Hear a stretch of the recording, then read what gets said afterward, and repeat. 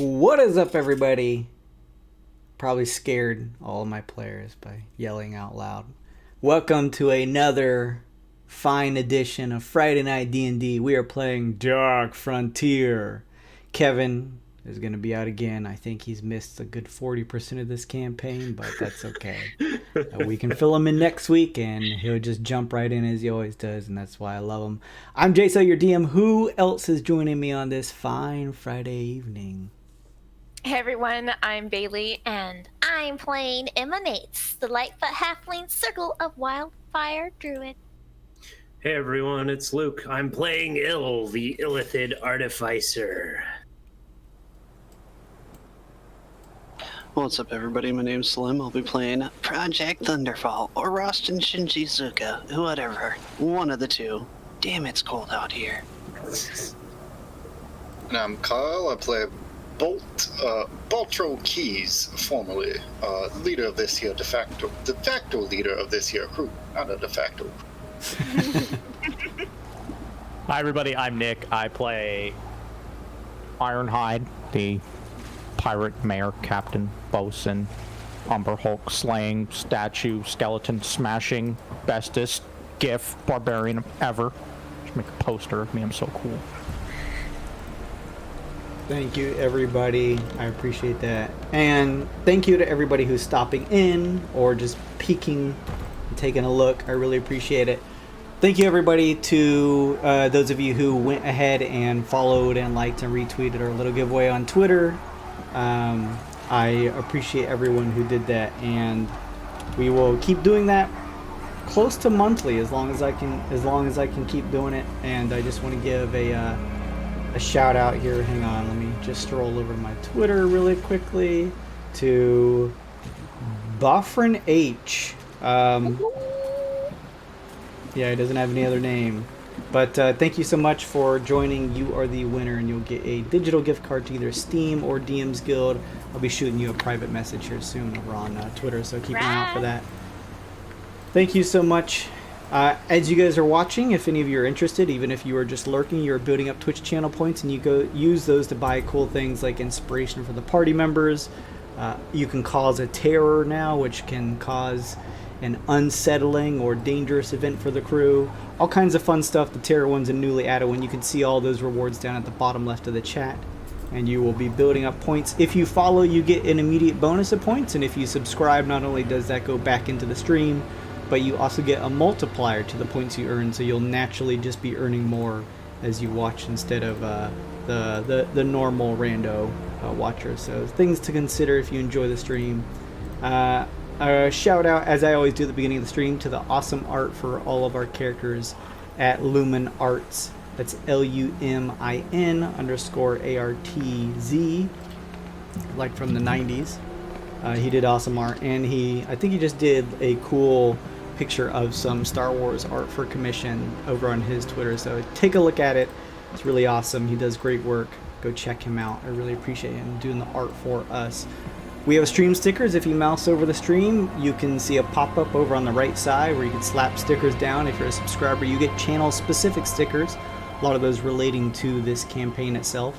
And if you're more interested in learning more about some of the classes or the features of the characters here in the campaign, we also use the D&D Beyond plugin. You can use that to get a closer look at each of the characters and their character sheets by mousing over to look at that too.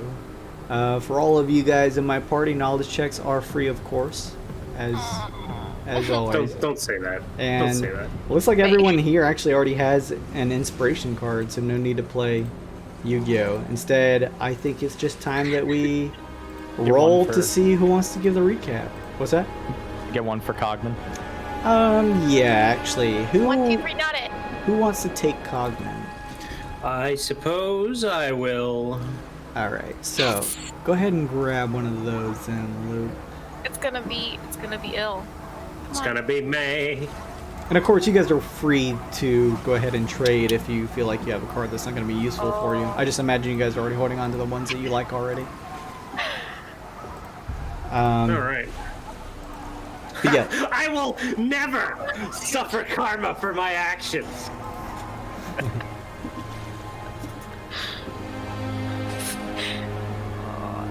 sorry, Ironhide. That's okay. You're still my Ironhide, favorite. what happened last time on Dark Frontier? A lot of things happen. We used our little champion to get in there, and as a weaseled our way into some information at the jail. It's pretty cool. There were some prisoners down there, and they were imprisoned. So we had to make our way over to the speaker, Fearless Herder, leader of the town. Not as cool as a pirate mayor, Captain Bosun, but leader of this nice little town here. And somehow can't figure out how at all. Figured out that we weren't from here, which is weird because we totally look like we're from here. So almost blew our cover, but it's okay because we're able to go back to the jail and we're able to get the creep out who supposedly hunts demons, but he's not bigger than me, and he attacked our champion, so I don't really know how we're going to help him, but he's with us now, and now we're traveling north with my favorite Crino buddy. He's so cool. I like him so much. We're going north now to the Lake Numb, because it's cold. That's why it's numb. It's stupid. I hate it. It's cold.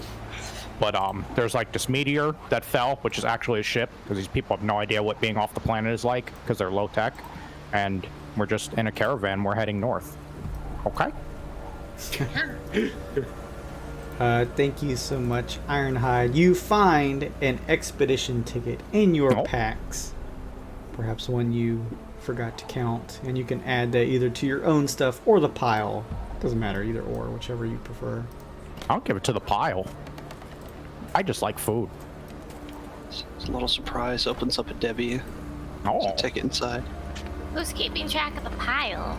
We don't have a pile. We're all greedy. I'll take it. I'll take it. Okay. I'll be your best friend and I'll take it. Okay, here you go, my little champion. You have Add my it to ticket. the pile. Yeah. All right, great. She puts it in her pocket. So I think last time we actually left off with you guys at the prison? We were... Deciding which way to go, I think. Yeah, So- I think the idea was we were going north to check out the lake, and then we were gonna like catty corner over to the Dead Frost. It's the name of it, right? The Dead Frost. Yeah. Jason, I'm sorry, I can never remember the name. No, of the no, forest. you got it this time. That's right. Okay, good. No, I remember that. I'm just wondering, I know you guys had decided that you were planning on taking the slightly crazy Hunter Malik up with you instead of the other female prisoner. I just don't remember. I think you guys made that decision, but you haven't visited the jailhouse yet. I think you had planned to maybe do like a long rest at the Frosted Nipper and then maybe head out. Is that it? That sounds right. Yeah. Okay. I mean, you're welcome to do whatever. I'm just trying to make sure. We were gonna get him out of the jail first because we didn't want him to stay the night specifically. That's right. And they said we could take him with us, right? Yeah. We were allowed to choose one. That's who we chose. That's right. Yeah, they would let you take one of the two. That's correct. Because the Neogi woman, I think is a woman, but the Neogi that's in there. Woman. She's not a Neogi, right? She's a human. I thought she was an elf. She said that she's an elf. Okay. she looked human, and she Okay. with silvery hair, slender and relatively young, not like underage young, just like maybe late 20s. And she had mentioned through the telepathy connected by Ill that she was a Vodani security officer. Oh. That's it. My fault. I got them mixed up. But No, that's fine. There's a lot going on. yeah, we had said that she was part of our crew, and so Yeah, you guys made the interesting choice to say that she was part of the crew. yeah. So the speaker said she was going to hold on to her in the jail as insurance. Yeah, a while little we bit. took the other guy out. A little bit of leverage. She's like, fine, you can have the crazy guy. I'm not sure I trust him, but now that you mentioned that she is your people, we're just going to hold on. She said that she was going to stay the order to potentially put either one of them up on a stake and do some hard questioning before some burning may happen. So provided you guys are able to carry through and figure out exactly what's going on, which, according to her, from what you guys have shared with her, she believes, or at least you assume she believes, that it is an actual gigantic wolf that has fallen from the stars into Lake Numb, and therefore you guys are going to investigate. You guys knowing that it is likely the crashed Bodani ship that has, for whatever reason, crash landed into the lake. So, with that, the ball is in your guys' court. You had just stepped out of the speaker's office, and you're welcome to carry things on however you please. What would you like to do? You're all a little wary from quite a few hours of your expedition at this point, and the idea of maybe settling down for a couple hours of rest does not sound like a terrible idea. You also, though, remember at the same time, with all of that said, that Briarburn, one of your crewmates, is missing. His whereabouts unknown to you all at this point. His safety in question. Well, I still think we should catch some shut-eye before we head up there. Yeah. Okay. So much so that I already marked on my character sheet that we had done so we should probably do that. I wanna go tell the guards to release Malik. So Why? Wait, why is not appearing in the session Cogman, but it's Hippo Man? Ironhide? What? What? On our little Sir not appearing in this session? Yeah, well, I got everybody on there. Oh, Make it- it cycles through. I love it. Okay. I just thought Oh, that was fun. That's right, but Sorry. Sorry. Bay, you mentioned you guys are going to head back to the jailhouse? just to release Malik before the long rest. yeah. All right. Emma is at least. With Emma leading the way, unless there's any naysayers, the party marches themselves back over to the jailhouse nearby the watchtower, as well as the eastern exit of the city here through a large wooden door, walls surrounding the city in tall stone. You guys reach the jailhouse. The shift of guardsmen at the door seems to have changed. However, there was quite a few creaking open of the door and a couple faces you guys were able to see inside of the jailhouse. So although they're different from the ones you spoke to last time, they still look familiar, like one or two that had kind of cracked the door open as the disturbances were happening from the party previously. They all greet you, and you guys share with them that you plan to take Malik with you under order of Speaker Fearless Herder. And the larger Goliath guard says, "All right, he's your responsibility now. Watch over him.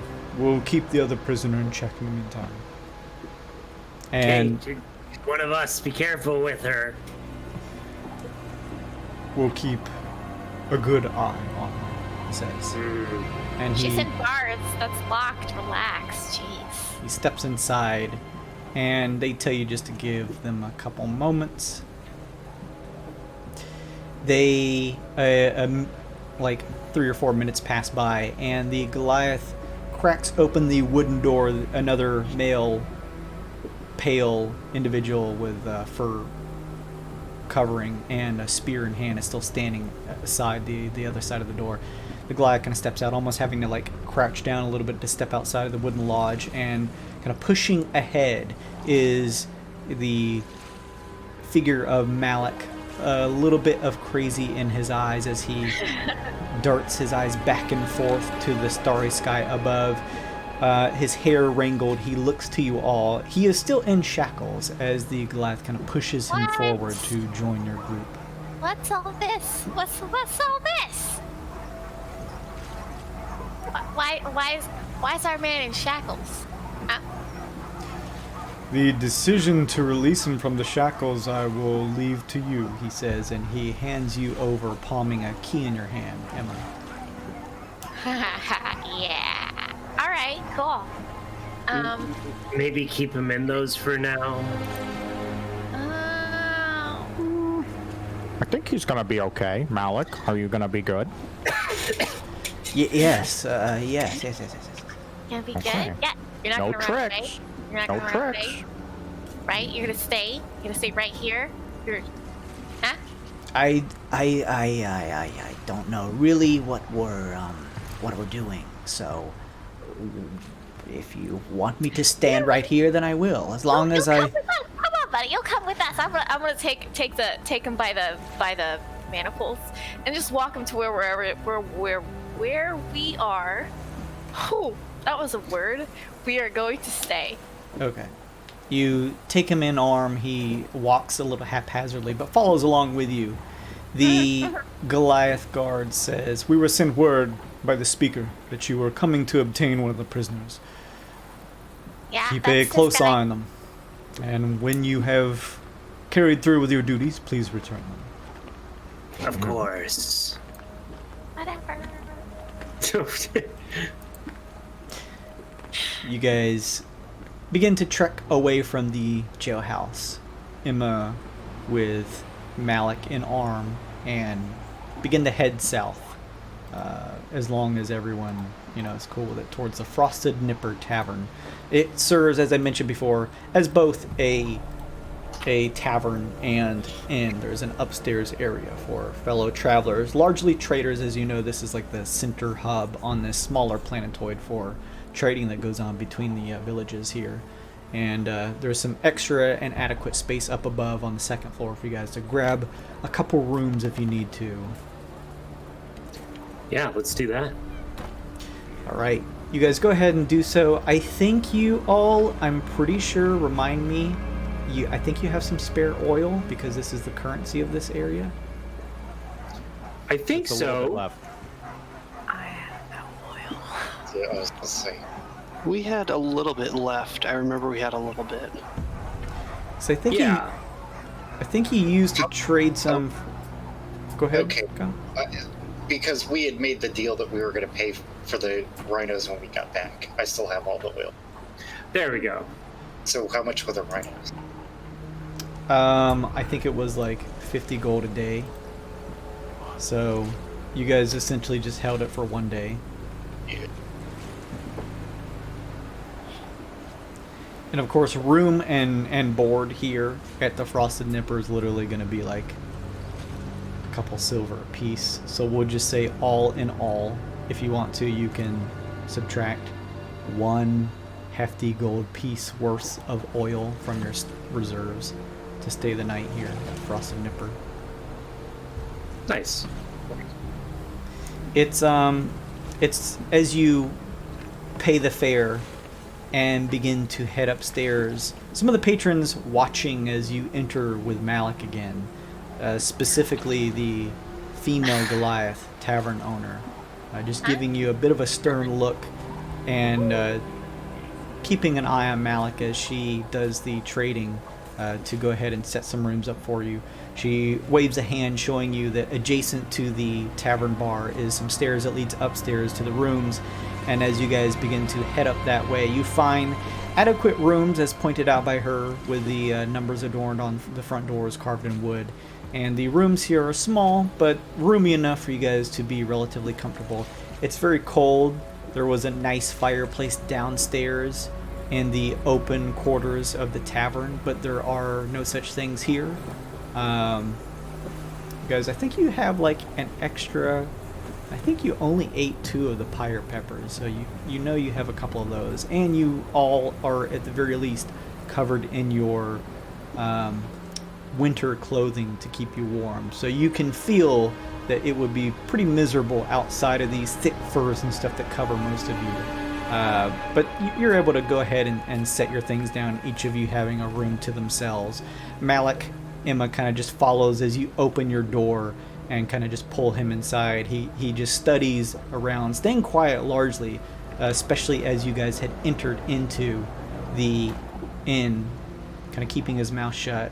You assume just trying not to cause trouble or bring any ire from any of the patrons or the tavern owner, and kind of just steps in, looking around, and then slowly sits on the bed, just kind of keeping an eye on all the details around here. Okay, alright, well, I have this key, and as long as you don't, like, do anything weird... Yeah, alright, let me out.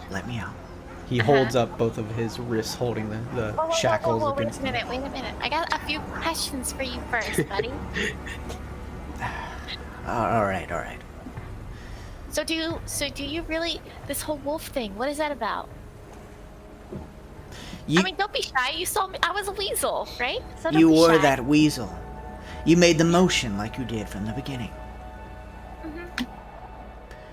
He looks around. Is everyone else in their respective rooms, or did you guys like conjoin back again? I think I would have been. Everyone with us. Yeah, I would have been close by while we were in the process of releasing a potentially deranged. Yeah.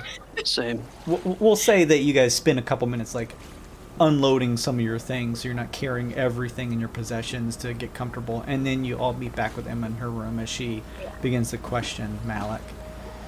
Alright. He looks around and says, I don't know if this is the best place to speak about it. What? Do you think people are listening right now?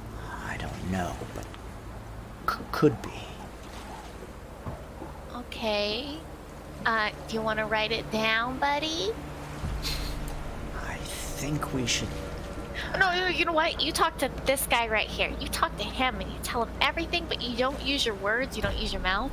I'm gonna like elbow Ill. What? Do the talk thing that with your headphones. Why? Because he doesn't want to say it out loud. Oh, right. Subtlety. I psychically project him. Hey, this is me. His features frizzle and frazzle a little bit on his face as he looks around and then looks over at you, Ill, and he says, "Can you hear me?" You hear that in your mind. Yeah.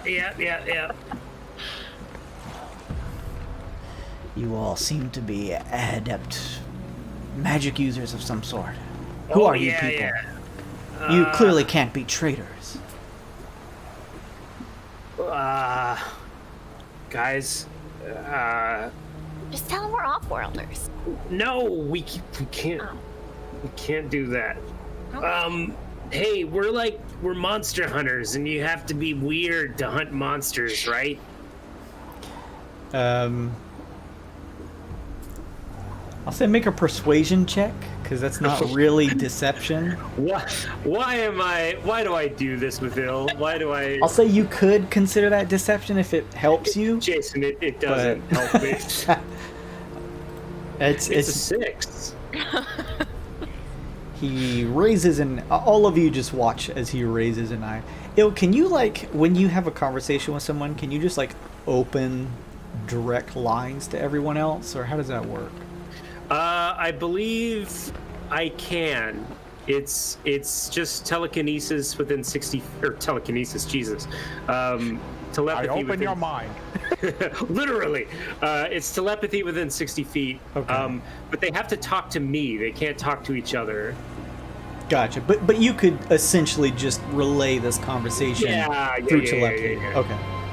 So you guys like aren't just standing there wondering what's happened. You're getting the direct feed from Ill as he's having this conversation with... We're playing Malik. telephone. Yeah. Malik raises an eyebrow and says,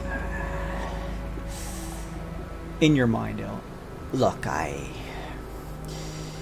figured you all were outsiders. You didn't look the sort to be the typical caravan runners through this area. That's why I tried to warn this one here. Initially, not to trust the others here in this town. Well, fair enough, but we're here to stop the thing that you're worried about, technically. I say technically, psychically as well. There's something going on. I've had some bouts of memory loss. Don't remember much beyond my name and that I'm good at hunting, should it call for it. Memory loss, Been here long enough to know that there is something suspicious going on within the city walls, despite everyone saying that it's just trouble coming from the outside with the wolves. Yeah, there's definitely some fucked up stuff going on here. So here's what we're gonna do. We're gonna go up north to Lake Numb, where we know for a fact there's something going on, and we're gonna look at it. And then we're gonna go to the Dead Frost, and we're gonna stop whatever's there. And that's gonna be that. Then we're gonna get paid. And you can do whatever you want after that. I don't care. Lake Numb. That's right. Yeah, that sounds good. I think we should do that, yes. All right, easy. See, I should do this every time. I'm so good at bargaining with our hostages. He's not Friends. hostage. Friends. Bargaining with our friends. Did we? Oh, sorry. Go ahead. I was gonna say, you're saying we can hear him through the telepathy. I have to translate it. Yeah, but he's relaying what he's saying. I was gonna say insight, but I guess, maybe at least his body motions. I was gonna say you can still do an insight. You'd just be reading more his physicality than anything else. Well, it sounds like he's on board. Let's get some shut-eye. Nothing strikes you as odd with what he's saying, Thunder. Though you're not sure you'd catch it if he was being dishonest. Yep. Good night. Ironhide would just extend a hand. Okay, no funny business. And you see this group of people? If you don't hurt them, I don't hurt you. Deal? Oh, yeah. Of course, he says, and he turns back to you, Emma. Now, the shackles. Is there anything that we need to know about that happens to you at night? Well, I think you would have already seen it by now, he says, looking out the window. Oh, is it dark? It's always night here. Oh, Yeah. Okay, I'm sorry. Yeah. I'm sorry, wait a minute, let me rephrase that. Is there anything weird happening to the moon right now that we can see? Is it in a certain phase, or is it like a full moon, or... This area is tidally locked, meaning that the moon does not change its position. Despite you guys being here for what feels like now probably 8, maybe even more hours, the moon is sat in its place in the sky, completely still the entire time. The lower curvature of it bouncing off some light from a nearby star, painting a subtle and low light across the surface of Chillamy here with a bit of a pale red tone. Alright, listen to me, Malik. I don't trust you, but I do think it would be inhumane of me to leave you in shackles, so...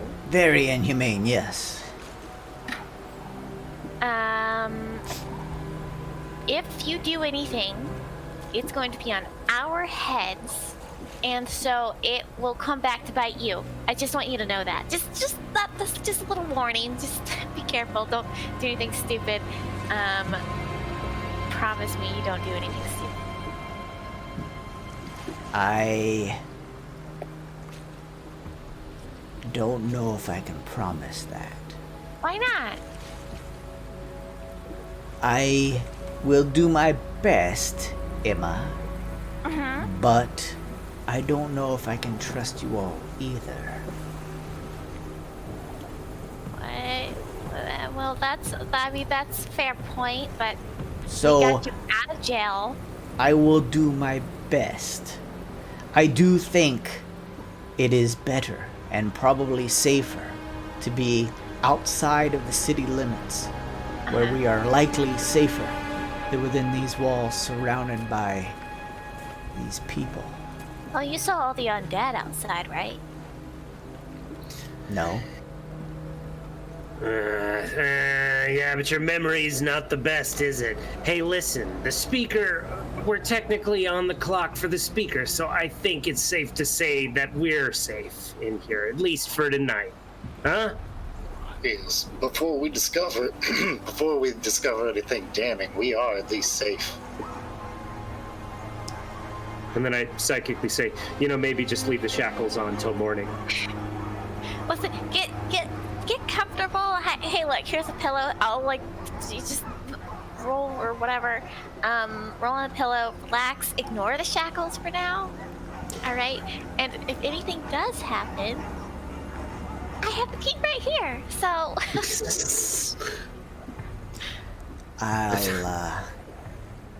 Maybe in a hunter, I'll keep an eye open. If something happens, I'll alert you to it. Sure. So, I do have another question. Why did you want to get out of jail so badly? What were they going to do? Or what were you worried about being there, specifically? You all don't know. No, tell us. You didn't hear them whispering to one another when you were out of range. What kind of secrets? They were talking about both me and that other girl with the silver locks. Something about... I could have sworn they were saying something about expediting the process, they said. Expediting the process? Oh yeah, they were probably gonna burn you at the stake. Oh yeah, I've heard that's what they do. Yep, that's how they handle stuff. That is normally how they do handle some of the naysayers here in the town.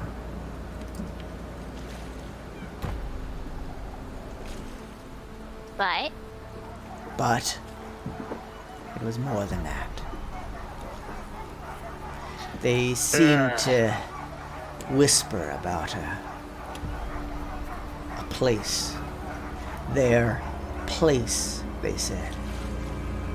Made it seem like it wasn't the pyres or the burning pit. Like they were almost gonna do it without the permission of the speaker, is what I'm saying. Oh. Somewhere. Huh? Somewhere in the woods? I don't know. They said place. The way they emphasized the word, from what I could hear from their whispers, made it seem like they were trying to come together with a plan that the speaker may not been privy to. Like they were making their own plans behind our back, almost. Well, we can bar the doors, right, folks? Come on. Typical Goliath, though. And something about that girl. The silver-haired girl. I don't know. She didn't speak a word the entire time. Something strange and off about that one.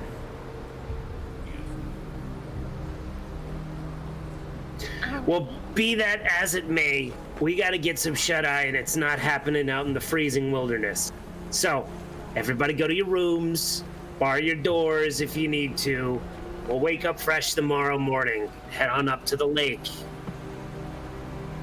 Do you need me to sleep in front of your door, buddy? Would that make you feel better? Yes, actually. Would you do that? Or I'll do it. You come sleep with me. All right. You can sleep in the bed, and I'll sleep at the door. And nobody gets past me, because I'm bigger than the door. I won't be sleeping. But I'll Okay, at least be safe in the knowledge that you'll be outside. Okay. They're individual rooms, right? Yeah, you guys paid a couple silver to have your each individual rooms. Bill's gonna go into his, and I want to try to use thieves' tools to jam the door. Okay, give me a check for that. Okay. Intelligence or dexterity? Any particular governing skill? I think Dex would probably be Okay. a good one to use. It's 12. Okay. You're able to use your thieves' tools to kind of work them inside of the doors here. These are not incredibly barricaded doors. They're made out of simple wood. Yeah. But you at the very least know that it's not going to be easy for anyone to get in, and it's likely if they do try to get in, it's going to require a lot of noise as these things creak. That's the goal. Yeah, they creak and groan even when you just open them. So there's likely a built-in alarm that you've kind of set up with this door now. Excellent. All right. Bill will try to catch some sleep. All right. Ironhide, you and Malik, he heads over into your room and kind of just grabs the blanket off of the sleeping cot, or one of them. There's 2 or 3 in here just to keep warm, and kind of throws it over himself and just kind of huddles down in the corner and watches the nearby window and front door as you kind of slowly close it, and I guess kind of stand outside, probably with like a pillow and some covers yourself, at least to be comfortable. Yeah. Sleep like propped up on the door. Gotcha. Like directly in front of it. The gift should take up most of a doorway, right?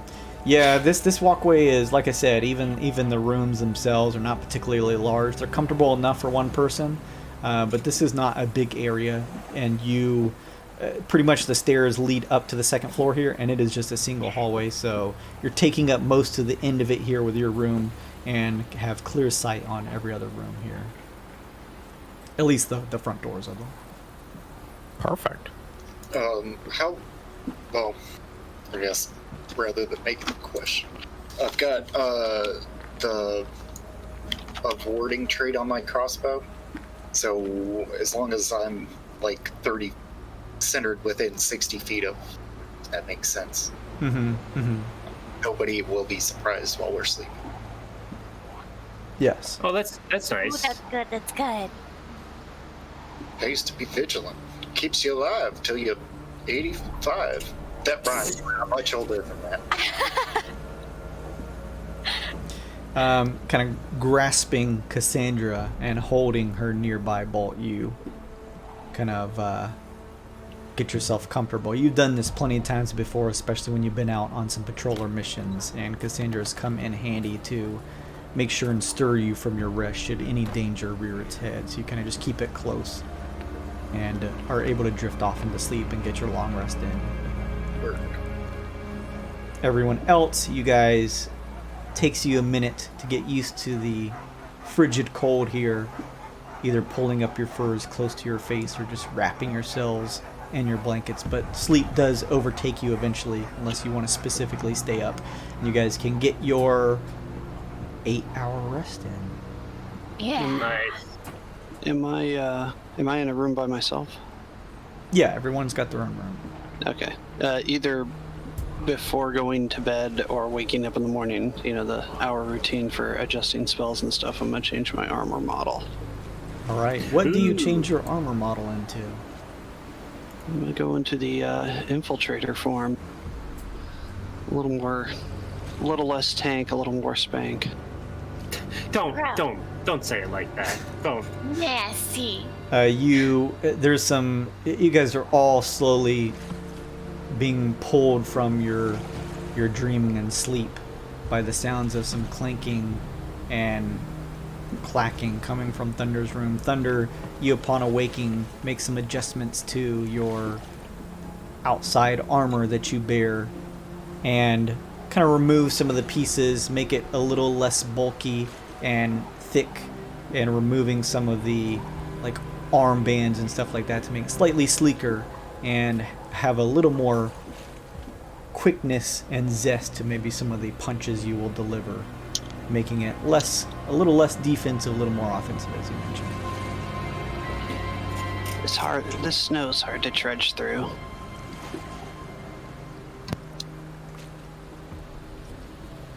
Now you're gonna be a snowplower.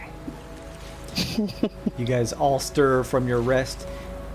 Ironhide, you kind of get up and crack open the door and find Malik. Looks to be, he has his head, he's still sitting sitting on his butt with his legs propped up and pulled in, covered in a blanket. His head has kind of drooped down, his silvery hair covering a lot of his bandages and stuff on his face. It looks from here like he's dozed off. Oh, okay, buddy.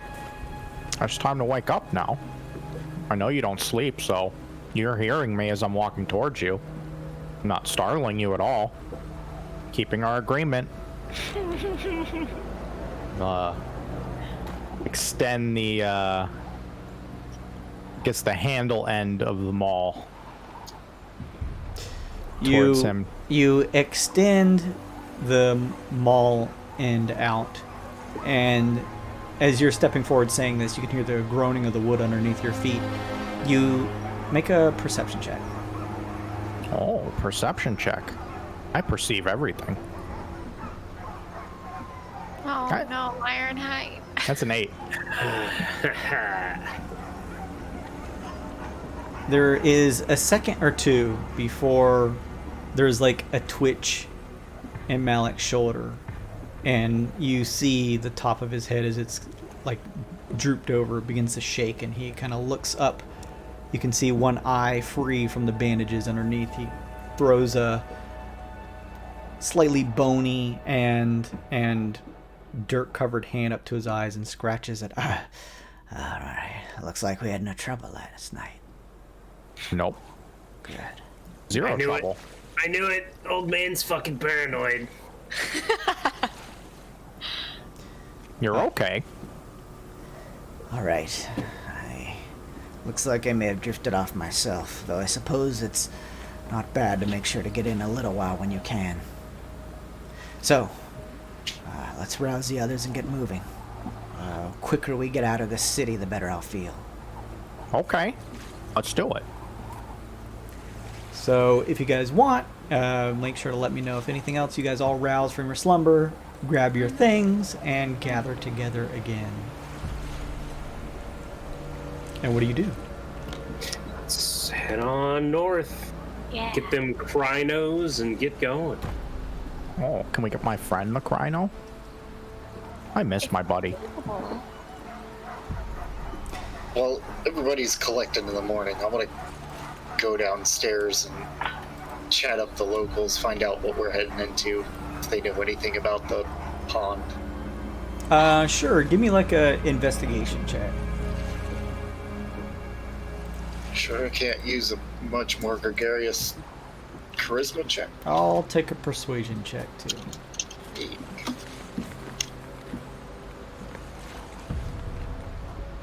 I said Kryno. I don't Oh, even. that's not even. That's It's like. that's At least it's not a natty one. Oh no, you got lucky. You wanted to be a. I natty. would have won, yeah. Whatever is the typical routine of this town is difficult to tell both because of its perpetual night here, but it seems like this is the agreed hour where not many patrons are here in the tavern, so it's less that you're not able to get the information or convince anyone, and just more that you're having a hard time finding anyone to speak to.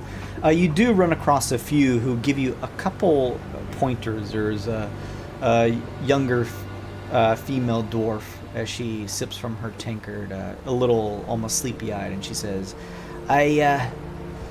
you're gonna want to watch out. There's been a blizzard rolling through here recently. It's likely passing over the Gelid Valley. Typically they pass within hours, but that thing's just almost like it's been sitting there for a while. Luckily it looks like it's moving north and isn't going to hit the city. Should take you about a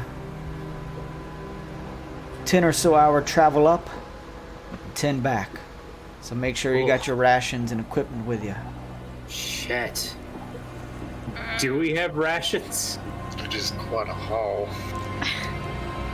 You guys have, you guys would be carrying enough rations from your ship. Okay. Although you may want to consider buying some before you leave this mission, because a lot of them were burnt up when that accident happened with the fire lich as it crashed into your ship on the way here.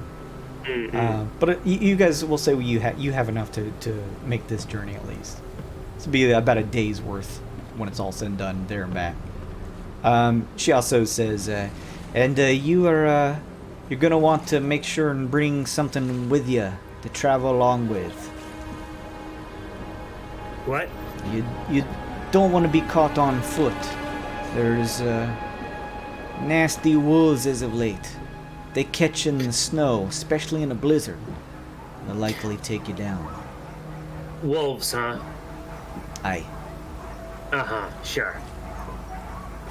Though whatever you're using, you're gonna want to be careful once you get to the edge of the lake. Frozen over, yes, but ice isn't terribly thick. so you're not going to Good be able to to cross know. with them. Good to know. Good to know. Thank you for the information. So, just to extrapolate from that, that means that us medium-sized creatures will be fine to walk on top of the ice? Is that what they're saying, or just nobody on the ice? She's just pointing out you should not be mounted trying to troll across the ice because it may break. Okay. But it'll sustain Ironhide? She looks over as some of you begin to come down the stairs. Oof, he's a heavy-looking one, ain't he? I suppose as tell me long more. as he's not trotting across on top of any type of horse or steed you may have, or a crino. Those things are heavy as hell as well. There's a spot, she says, and she begins to pull out a parchment, almost trying to just finish her conversation with you. And she actually draws out a point where she says, at the edge of the lake, there's a small post near here. A ship, back from when the water stretched out further and went frozen over. It's like a ship sticking out of the snow. Actually serves as a small little place where we keep our mounts when we go fishing up those parts or hunting for the whales. You may want to just keep things near there, at least to settle down with. You'll see it sticking up if you just head straight north from Gelid. All right. Blizzard, watch out for the rules. Don't step on the ice with heavy stuff. Easy. She looks Easy. across all of you and says, you look relatively equipped. There's likely going to be trouble on the way there. Just be careful on the ice, she says, and takes another swig. We've seen worse. So, the last thing before we leave town, while we're busy packing, I want to ask, his name, wolf guy, Malik? Malik. Yeah. Just ask him plainly, do we need to worry about these wolves? He looks and says, yes, I would. They're massive.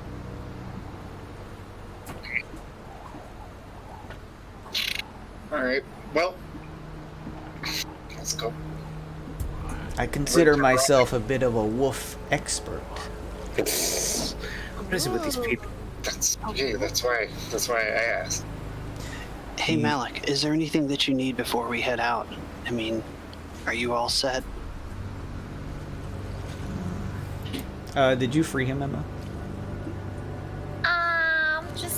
I'm just keeping the key right here. He's Okay. not freed yet. Just... He looks at you, Thunder, and says, yes, and he holds up his wrist with the shackles. There is something I need.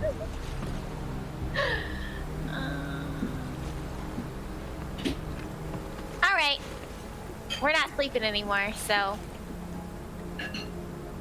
come here. I'll do the thing. All right, he pulls his wrist free and grips them. Oh God, those things were freezing. Hey, look, I appreciate it, but apparently we're going through some type of snowstorm on the way up there, and there's likely going to be trouble on the way. I know you may not necessarily trust me, but it'd be pretty unethical to bring me with you without any way to defend myself should trouble brew its head. You got any True. extra weapons or anything that I can use? Yes, you've got 6 of us. You'll stand between the 6 of us.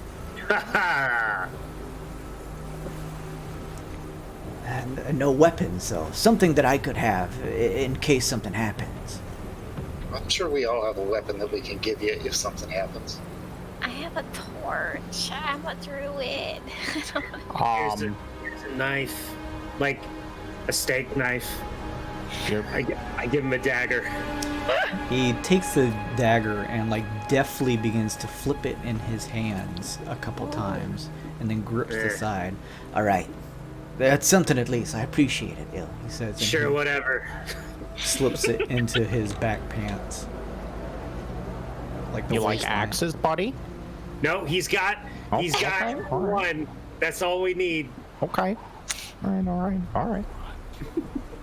Don't get intimidated by him. Look at you. Look at him. Look at you. Oh, I know. I'm scared for his sake.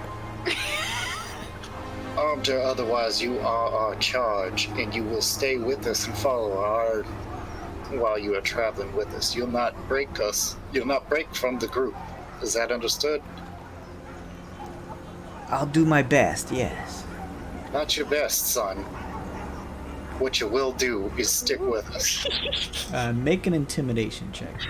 Oh, can I assist? Because I don't like him very much. If you're trained in it, then yes. Oh, I'm trained in it. give him the... Intimidation. 13. He looks to you all and over at Ironhide, giving him the 2-finger stare down. Watching you. We have a deal. Alright. Yeah, you could have done something with me while I had zonked out back there, but you didn't. Fair enough. Fair enough. We freed you. We have a deal. We freed you, and we have a deal. Alright. Fine. I'll stick with you. Ha. Sucker. I'm just kidding. What? I'm just kidding. She has a thing where she just spouts out nonsense occasionally. Let's go. So, where do you guys go after the Frosted Ember Tavern? We need to find mounts, don't we? Oh, the Kranos. No, we already secured them. We just have to pick them up today. Like, we already went by and talked to them about it, right, Jason? Oh, good. I mean, we could say you guys did. Am I imagining that? No. I Okay. think you're right. Yeah, the speaker said she was gonna give us. Yeah, and then they're like, it's 50 a day, and then like, okay, we'll be by tomorrow to pick them up. Oh, okay. I could have Okay. sworn that. No. That seems familiar too. Anna, what's up? She also redeemed a terror. That's not going to happen immediately, Anna, but when it does, I will let you know. It will happen this session. You guys, yeah, I don't remember if she said she was going to cover the cost of them or not. Yeah, I don't remember because that's when I definitely said, well, we're going to have to, like, clean kitchens for a month before we can afford them. I mean, this isn't me like trying to game. I thought for real, she said she was going to give us 2 mounts. Yeah. We were gonna go up north. Right. Hey, look, if you said it because I said it, then you get 2 mounts. Yeah. Okay. Because we were staying up at the inn. I remember her saying that. She said, yeah, just come and we were talking about leaving the next morning. She said, yeah, but time's of the essence, so leave as soon as you can. I believe it. I just have a shit memory. So She also said that she was going to tell us all the town secrets tomorrow morning when she brought us. Yeah, I recall that specifically, and she was going to give us all the wealth that And the. the treasure. I don't remember that. You literally had there for a moment where I was like, why would she do that? Why would I say that to you guys? Why would I fuck up my own story? That is amazing. Okay, so yes, you guys stop by the animal pens and are greeted by the Goliath animal tamer again, and he tells you that he's received word from the speaker, and gives them all to you. He just tells you guys as you take them that the cover charge for their barding and feed is covered, at least for a day, since you kind of figured out, Bolt, that it's going to take about that time to go up there and come back with a couple hours to spare. And he also just mentions to you that covers, the speakers covered everything provided they come back in one piece, he says. Yes. Otherwise, he lends you guys 2 Rhino and kind of slaps them on the ass as they come out of the pins. They step up to you. You guys can all feel the chill coming off of their almost icicle-like hair as they kind of step up. Is one my body? You have no idea. You can make some type of check to see if one of these was the one that you got on before. but you're unsure for that one. Nature check? Nature check would be perfect, yeah. Nature or history? I'll take that too. I mean, both of those work. They're both at a -1. That's not great, but those both seem to be the most apt to use. if you want to 17. check. No.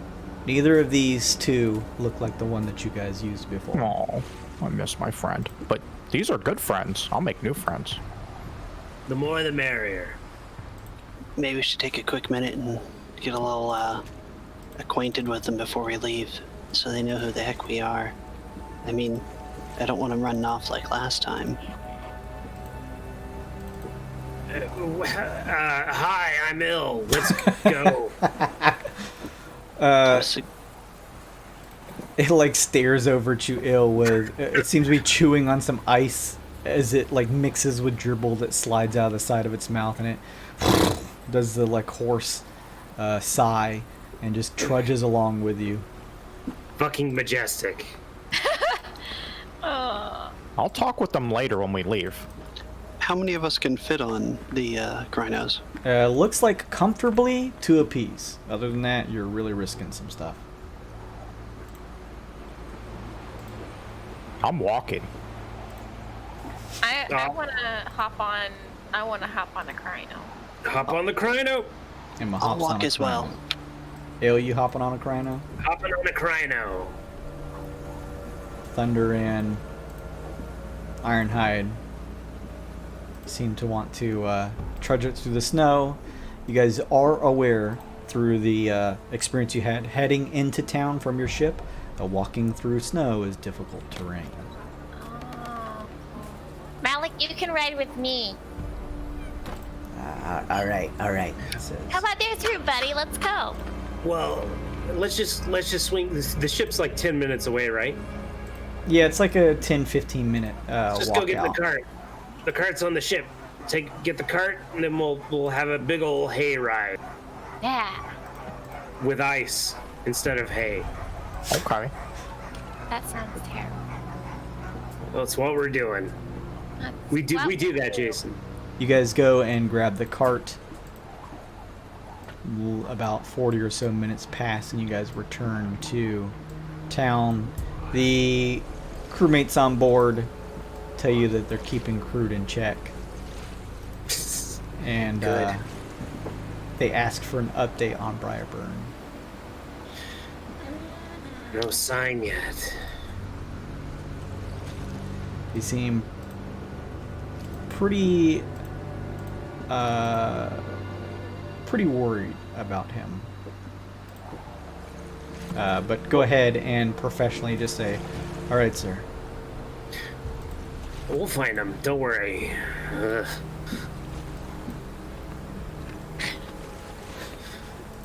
All right. I don't know that inspired confidence in them. It's not one to inspire No. confidence. Okay. Cogman said something pithy and reassuring and kind of ostentatious. Organic will die anyway. Yeah, there you go. Everybody dies. No, Everybody dies. he's got good skills for that, so he does that. Do you want to make a check for him to say something? Sure. I went to click on the Cogman tab and I closed it. GG. All right. Let's Fuck just Cogman. Control T that son bitch. Yeah, some Cogman. You're gonna be fine. Uh-huh. There we go. And Cogman.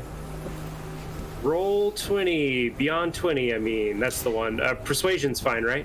Yeah, that works. Have you guys all went ahead and updated your token's health and everything to where you're happy with them? Oh, shit. Yes. Oh, that's right. Okay. Yeah, make no, sure to do not that. yet. Let me do that.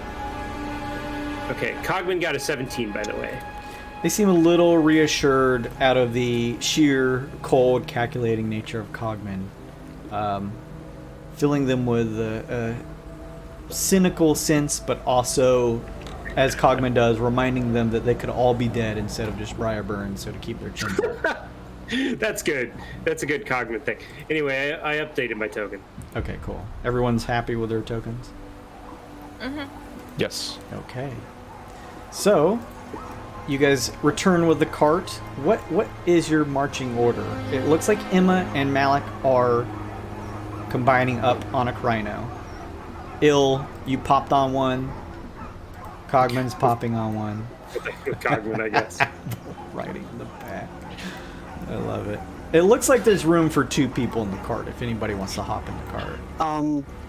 I have my Boots of the Winding Path. I can use a bonus action to move teleport 15 feet.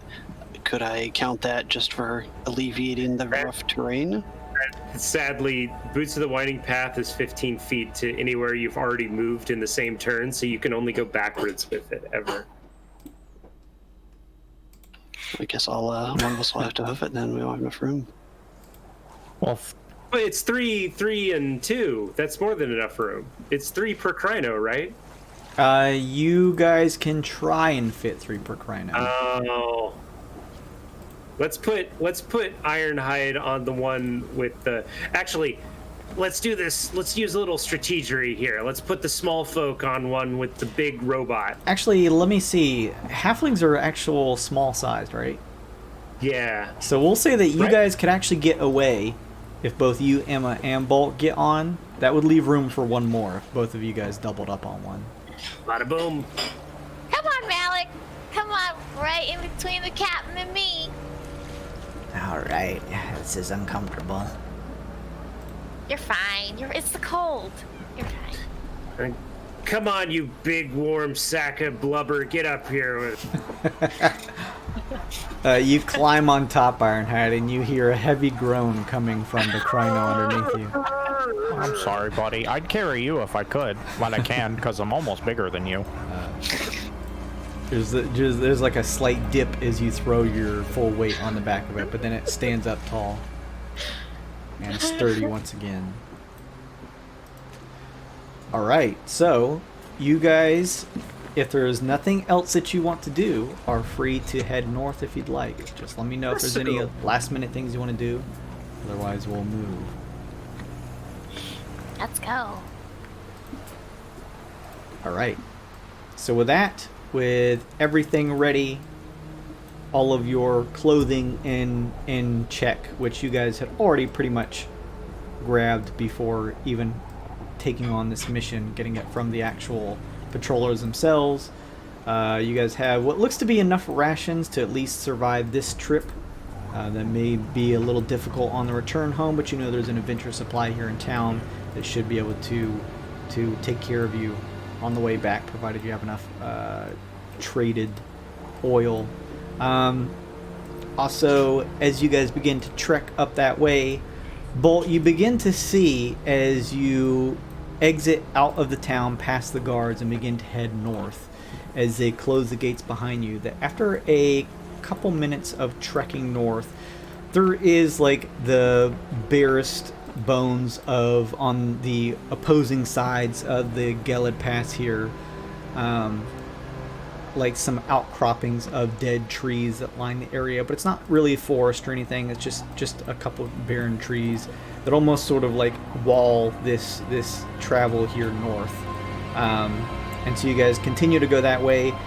Out in the distance, though, you can clearly see a pretty dark looking, even darker than the general atmosphere here in this twilight-like atmosphere of the city here and Chillimere. There seems to be a large storm cloud up ahead. It looks like likely there is a large blizzard passing over the pass, and you guys will probably be trekking through it.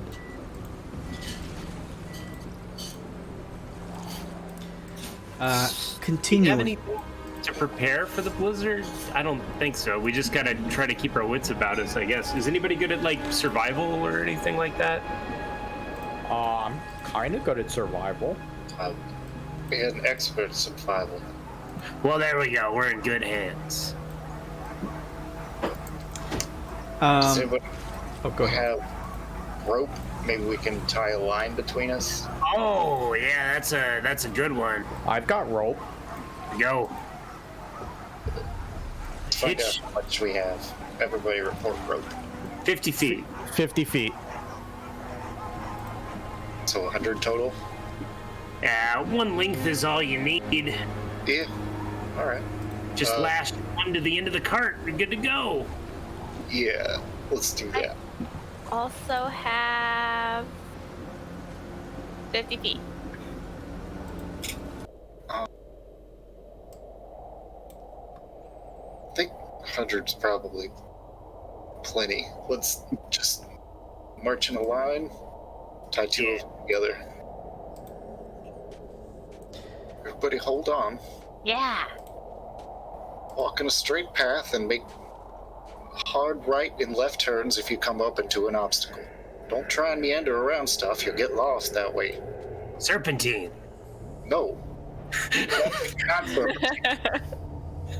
Geometry is your friend out here. I like trees.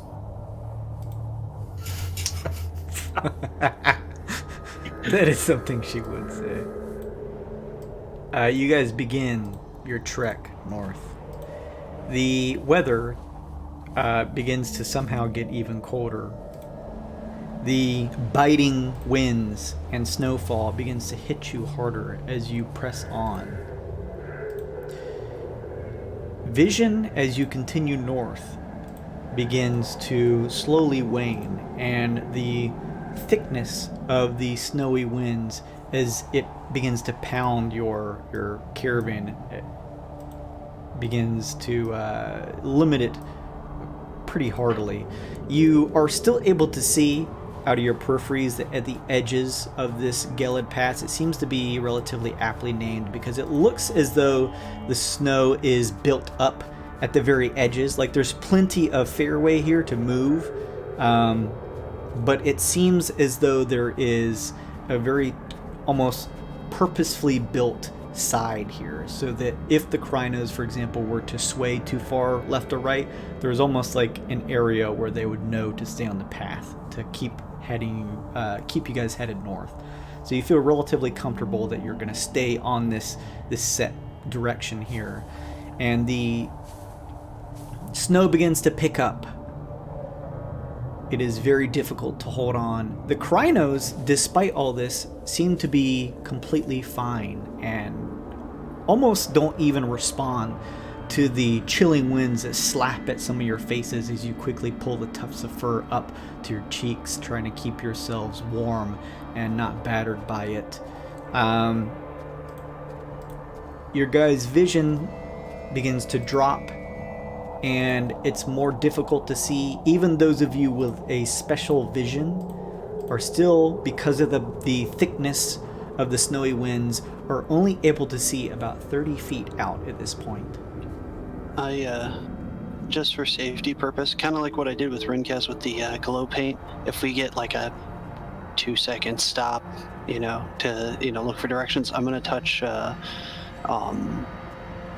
Ironhide's hammer and make it just have a soft static glow. No. Just so we don't lose track of anybody. If there's anything on the Kryno, I'd do it on that instead, if that's possible. How about the rope? Does that count as one object now that it's tied together?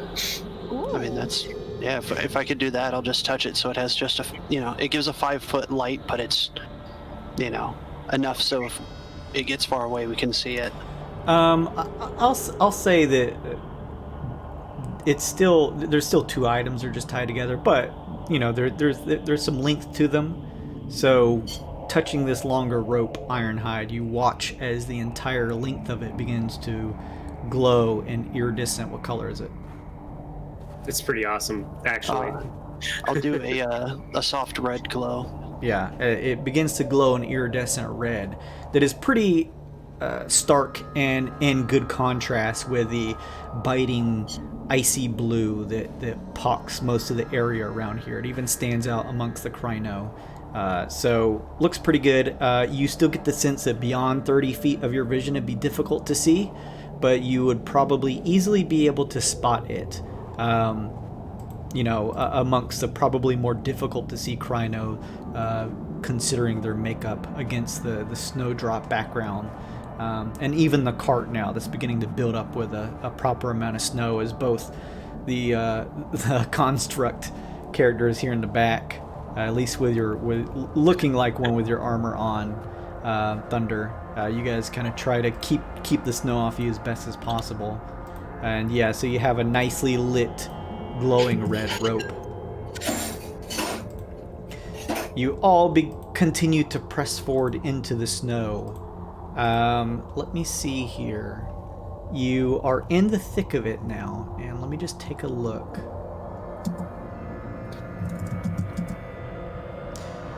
Yeah, your visibility has been reduced to 30 feet.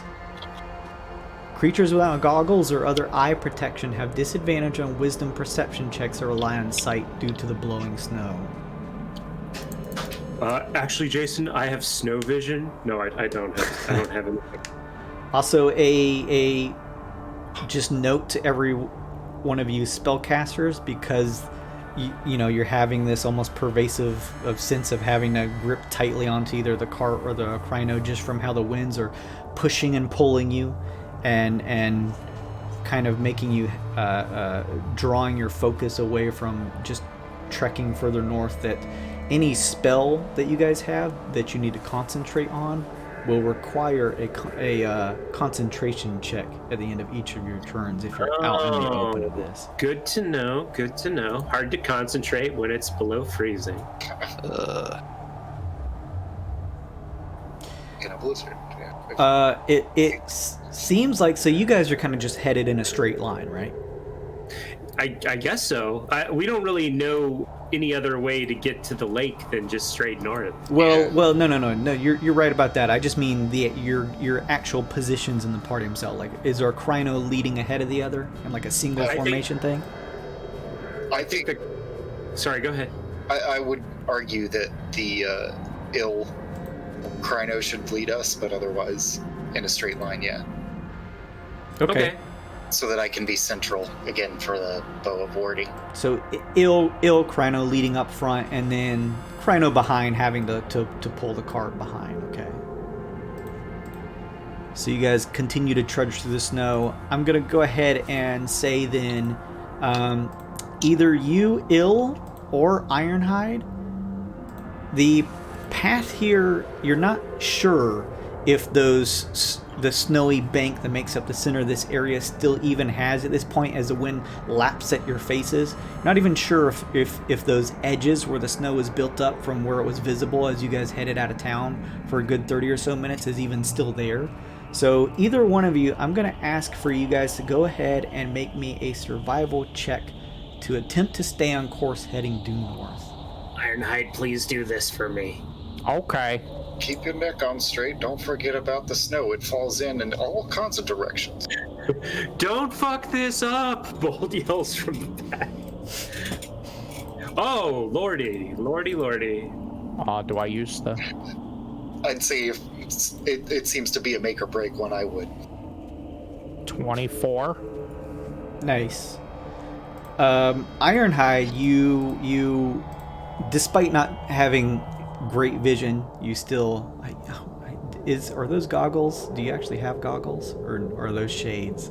They're just like tactical, like athletic sunglasses. They're not really anything. They're not an item. I mean, what's a pair of goggles in D&D cost? It can't be that expensive, right? They're not that expensive. I think they're less than 10 gold. We could just say flavorfully you have them on with your character here. Okay. It doesn't give you a huge advantage. I just mean that to say you're able to, using your shades, your tactical shades, are able to wipe away the snow, and it's a little clearer to you to be able to see up front as the snow isn't pelting at your eyes where you're having to constantly squint. And you are able to clearly see that although the areas at the sides that were built up to keep you on this course seem to still be there, there's also a lot of other rolling hills where just built up snow has formed. It's not very high. Some of them just go up maybe 5 or so feet, but the rolling nature of it could potentially lead people off course if they were were to mistake it for sort of like the safety edges of snow that continue the path north, but you're able to easily tell which ones are the ones at your sides that should keep you pointed due north. And you guys kind of begin to just travel. You all now feel as you begin to travel, as the elevation here begins to wax and wane a little bit as you're beginning to travel over some built up snow. The Krynos are easily able to continue trudging through snow. It doesn't look like they have any type of disadvantage moving through it. Their hard, bestial bodies are just pushing through almost like a bulldozer as they press on ahead. Occasionally they dip their heads down and just get like a full mouthful of snow and begin to chew on it as they continue forward. All right. Not bad, big guy. I'm such a good pilot. Hey, yeah, this is like you're the pilot of these Krynos. Because they're my friends. I can talk to them. All right. Animal taming master. Add it to the resume. I'm so cool. Use me as a recruitment poster. Best Dark Frontiersman ever. You can't really advertise being a Dark Frontiersman, but you know, that's fine. I'm dream big, big guy. You guys are practically having to yell this over the loud smattering of winds that push through this area. You guys travel on for what feels like 4 or so hours. It is cold. Some of you do your best to, like, under your fur coats, crack open a ration and just slide whatever jerky is in there into your mouths. And you continue to press on. What is everyone's passive perception? 13. 11. 14. Any 15 or higher? 13. Oh. No, Okay. doesn't look it like. What's Cogman's? Oh, thank you. Yeah, I that's a think good. his is 15. Because I think we had this question one time Oh, guys, already. fucking fun fact. I closed the tab again. I'm sorry. I'm sorry. Luke hates fucking it up Cogman. today. I'm really fucking it up today. Sorry. Stupid organic. All right, view campaign, and view and Cogman. His is 10. Thanks, guys. You got my hopes up and dashed them thusly. Thank you. I would have pegged the rogue for being the passively observant. Things have grown quiet as you all are just doing your best to not expend heat from even speaking to one another. As you trudge through the snow, you just hear the loud sound of the beating winds and the crunch of the snow below the hooves of the Kryno as you continue. You guys in the back cart just hear the spinning of the wooden wheels as it tries to be pulled through the thick snow. Up ahead, Ill and Ironhide, you guys begin to see what looks like silhouettes of 2, maybe now 3 figures standing a few feet apart from one another, and there seems to be some type of larger object, although you can't tell what it is, just ahead of them. This all is about 30 feet away as you're just beginning to see it now. I psychically tell everyone that. Is it a wolf? Is it a ship? It's I don't know. I can't tell. Is it a bird? Is it a plane? It looks like blobs and snow. I can't see it. Physically, I could I could fire like a flare into the air, see if they react to that. That seems aggressive. Okay. What, like, yeah, I don't know. Go for it. What does he see? I've not got a better idea. What was that, Thunder? I holler up and say, what do you guys see? Well, I psychically told everybody it's 3 figures and some sort of large object in the snow. Do you want to either do the flare shot or I can sneaky snake Be a scout.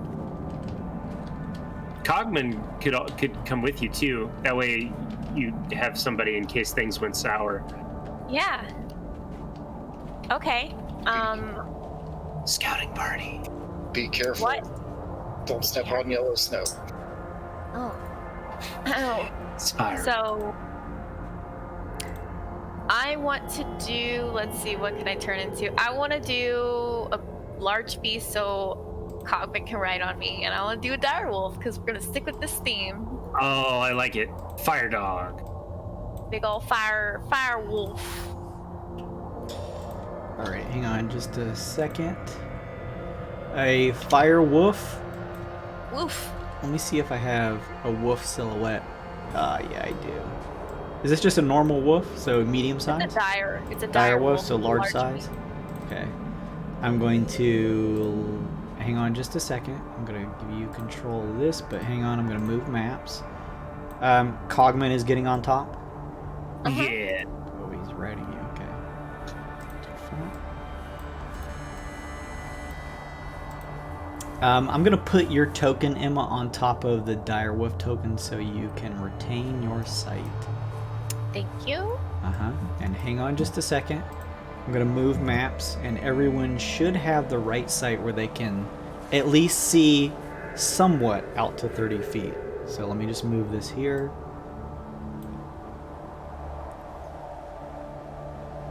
Oh, spooky. I don't like that. I like it. Okay. Emma, you shift and transform into a dire wolf. And your fur is probably what, like a reddish, fiery reddish orange? Now the color of her hair. Okay, and then Cogman climbs up on top. As you finish doing this, you look over, and Malik looks over to see you do this, and he says, "Oh no, no!" and he begins screaming at the top of his lungs. Oh, because he's the wolf thing. Fuck. Oh no! Shut him up, shut him up, shut him up. He falls from the crino, and it looks as he's trying to pick himself up to begin to run away. Oh, fuck. Tell him that it's like the weasel, but it's a wolf. It's fine. Remember the weasel. Remember the weasel. It's just like that. She's just getting out in the snow. Make a persuasion check at disadvantage. Damn it!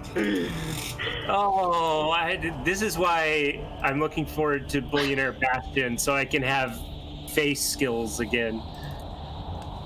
It's a 6, Jason. It's a 6. Malik pulls himself up and just begins running away from you all into the blizzard. What do you guys do? I hold a gun to his back and yell freeze or I'll shoot, and I'm gonna try to intimidate him because I'm actually trained in that. Okay, roll intimidation. Like it's free movement, but let's still treat it like it's theater of the mind if you guys don't mind. I can also dismount and charge him to knock him down if needed. Yeah. So you guys turn, both you, Ill, and Ironhide turn to see this happening as Malik is beginning to try and like take off into the snow. You holding up your pistol towards him, Ill, and issuing out a intimidating check. Maybe I should just main bard, guys. Maybe it's been recalling this whole time. Malik does not even stop with you having a pistol trained on him. Let me herd dog him. Oh. Okay. How do you do that, Emma? I wanna stop. I wanna herd dog him back to the group. Just go like herd dog. As you run up and begin to cut his path off, he screams and pulls out his dagger. Damn it! I'm just sitting down. Like I'm like trying not to show aggression. I'm just sitting down, wagging my tail, trying to be like fucking a good dog. He pulls out his dagger and almost like waves it at you. He does that thing where he's like just cutting at the wind. and begins to just run in, like a catty corner direction, just away from all of you, including Emma, you and your dire wolf. Get him. Ironhide, get him. Get him. All right. Ironhide is going to just like rush after him and football tackle him down. All right. Give me a athletics check. Choo choo. All right, I'm gonna do it at advantage. My card. All right. There it is. I'm gonna do it at advantage to save against it. Okay. Because I have Athletics.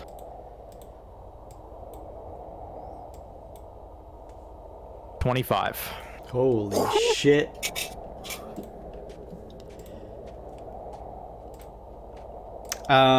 You quickly dismount from the Crino and just trudge through the snow. It's really difficult to move through Ironhide, but you just full speed push ahead. Malik is able to see you out of the corner of his eyes as he looks back and continues pushing through the snow.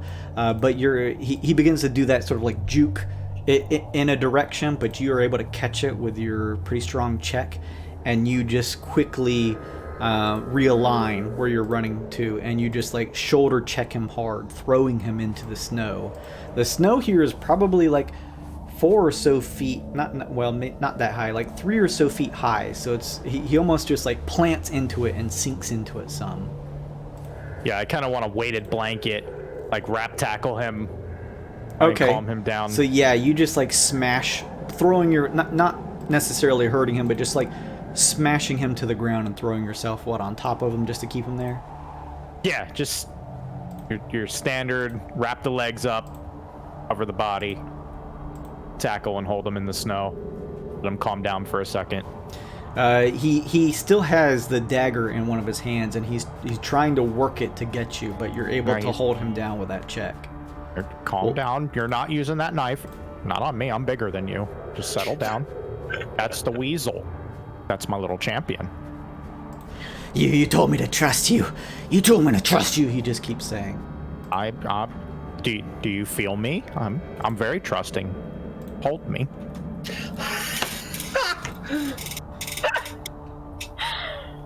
I can do this all day.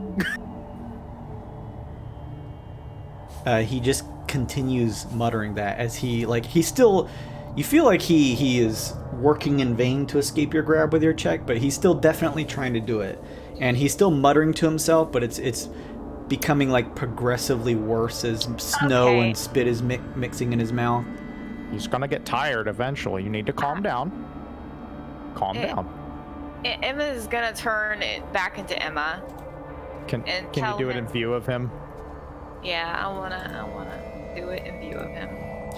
Emma, you begin to shift and change. Your furry exterior begins to pull itself back in, the patches of fur beginning to dissipate, and your size shrinking back into Emma. As What? you Okay. You want me to be a weasel again in all of this, or what? You want me to be a cat? You want me to be something, anything but a wolf? I can turn into animals, dude. It's kind of what I do. Not a wolf, he says. Not a wolf. Gosh. Ugh. She's a wolf, I'm a cuttlefish. This guy's, well, How, you can see.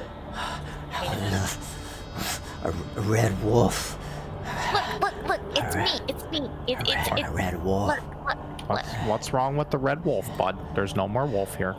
It's me. It never was a red, well, it was me, but it was not really a bad one. It was a good dog. And all along we found out that we were secretly the terror for tonight. No, don't say that. He'll believe you. Alright, so get up, Malik. Get back on the Crino. Okay. I'm gonna get up, and you're not gonna run away. If you run away, I'm tackling you again. Also, you'll be all alone out here in this blizzard. Freeze to that. I'm gonna ready a thorn whip in case he tries to run. I'd like to do like non-lethal just to hit him and pull him back if he tries to run. Do it. All right. You kind of ready. Your throw weapon is like electrically flavored, right? Kind of like a metal cord that's been electrically charged. Nice. Okay.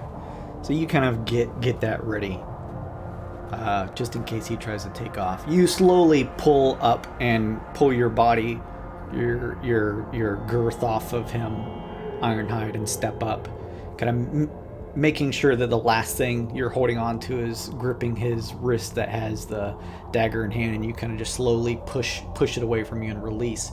He stands up and still has it pointed at you all, but is just watching now. You said we could trust each other. I was a weasel. I can turn into other animals. A wolf would just be very, very good in this situation. I'm quiet. I'm strong. I can carry someone on my back. So you need to trust us. I'm a good wolf. Don't trust any of the other wolves. I would not recommend that. But you can trust me. Okay? Make a persuasion check. Oh, God. Hey, I'm gonna use my advantage. Okay. Where is this? Here, you can take this. Take this. Oh, wait. This is... Choose 2? Choose 2. Yeah, fuck it. Take this. I don't want this. Bye! Here comes... what am I rolling? Persuasion? A persuasion check. He's still standing there, dagger pointed at you all a bit defensively, but he's not outright taking off. He's just watching you all very warily now, especially you, Emma. Okay, well that's a 10. Alright. So have your bardic inspiration, you don't know how it ended. Oh. Add yeah. it. D6? There you go. Good. Yes, Ooh, 15. yes. Elbow. He looks at you warily, Emma, and begins to scratch at the side of his head, and then just sort of like grabs at the sides of his head with both hands and like scratches deep into his hair as if he's having some type of breakdown. Hey, Malik. Hey, Malik, look, it's still me. Look, the little pipsqueak. Stay away Wait, from you- me, he says. What? Stay away from me. Alright, I will stay away from you. Just get back on the Crino. Alright? You are wigging out right now. Just go back on the Crino. You're safer on the Crino. I want to ride in the cart. Alright. I want to go to McDonald's. Alright. You go ride in the cart. You're gonna be by Thunder. Don't do anything weird to Thunder. He's a good person. And I'll stay over here. They're made of steel, at least. Not flesh. He says under his breath, almost inaudible from the loud winds as he crawls into the cart next to you, Thunder. What did he say? He was mumbling something about you being made of steel and not of flesh as he's crawling into the cart. I'm gonna move, since I'm a little bit of a skinnier form, I'm gonna move back the little eye plate back a little and show him that I've got a normal face.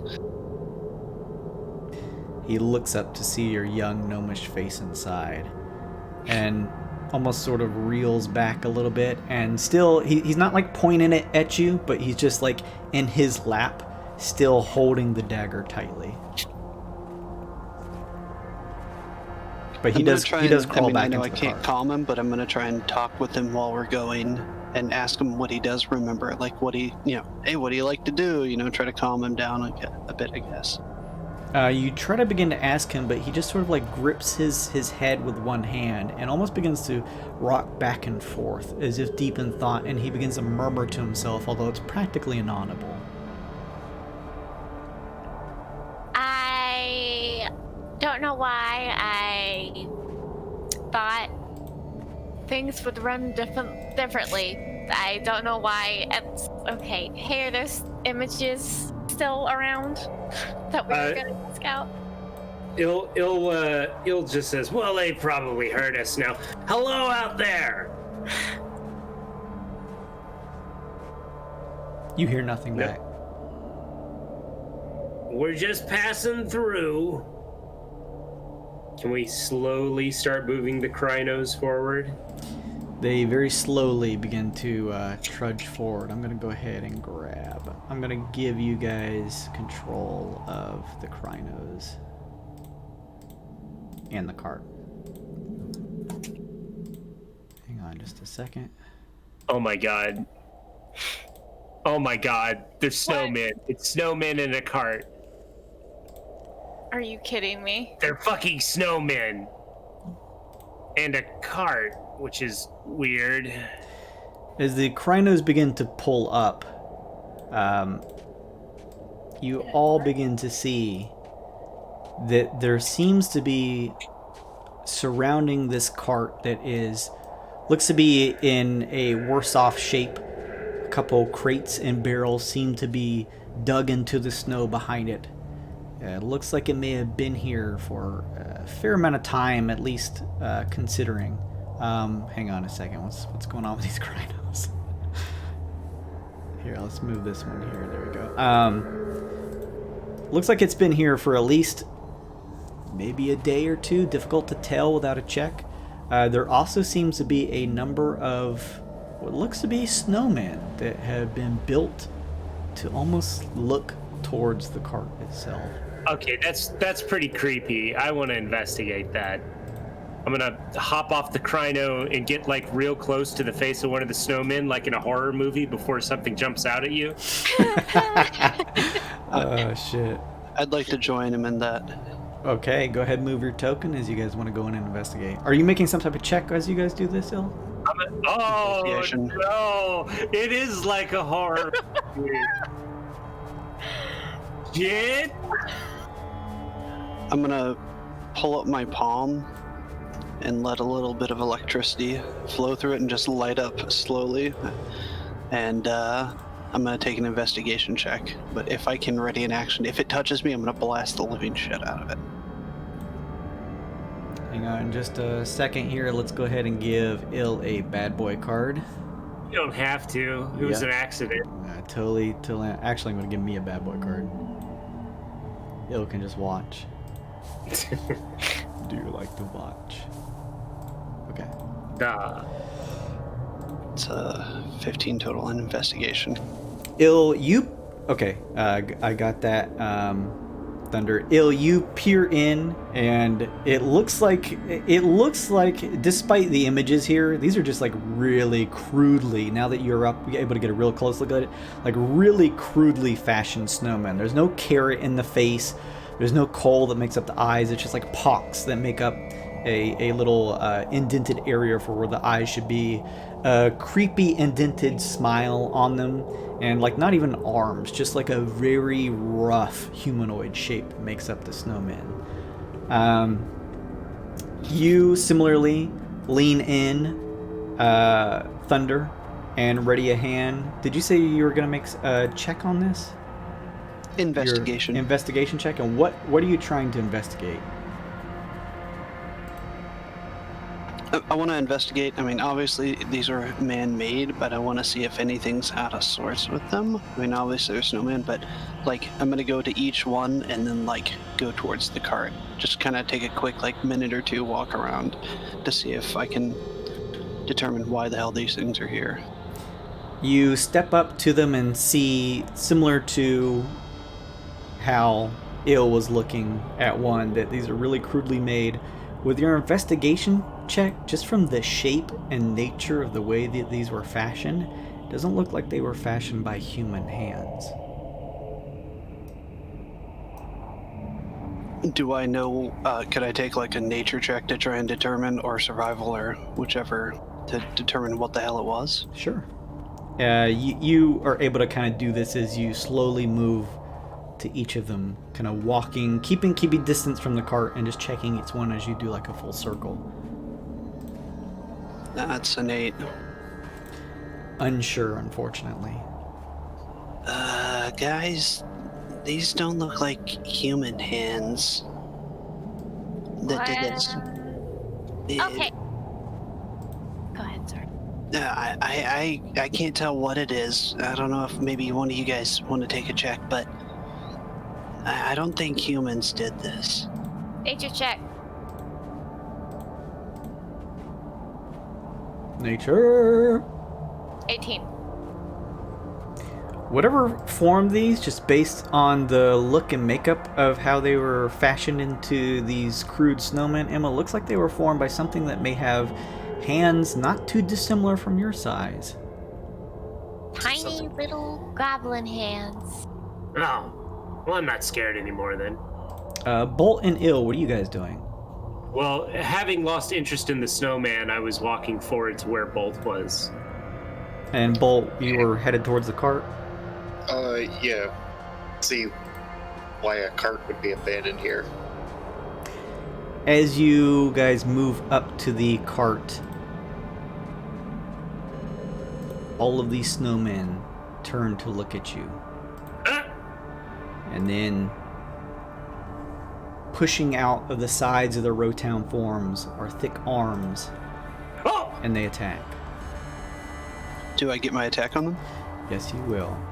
Ew! Ew! What are these things?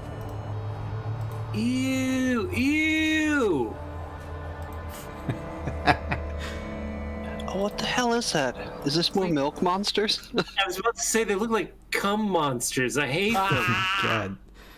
Ew!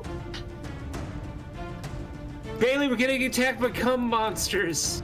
You ever eaten paste? Okay, it's happening. It's finally happening. The day I've been preparing for my whole life. It's the covening. The covenant. The company.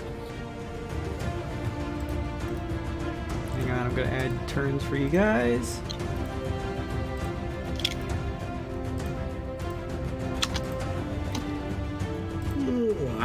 Excuse me.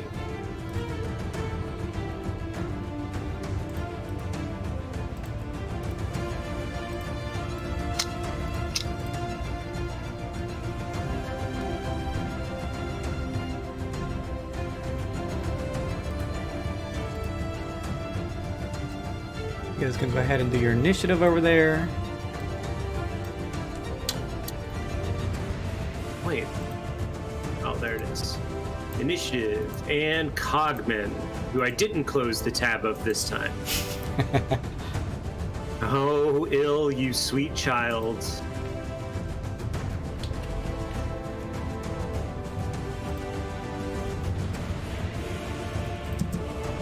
Damn.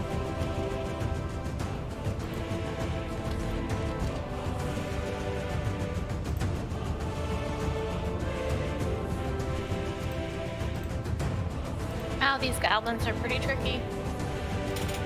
The snoblins look like snoblins.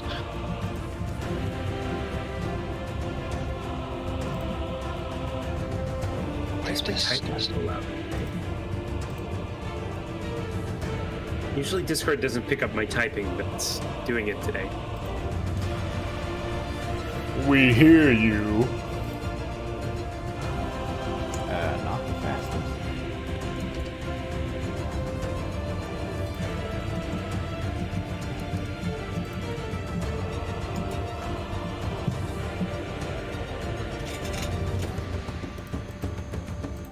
Has everybody got their stuff entered in? Yes.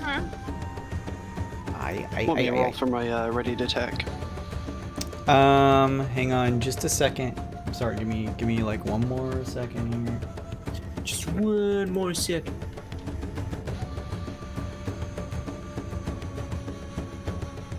Just want to say again, these Krynos are badass.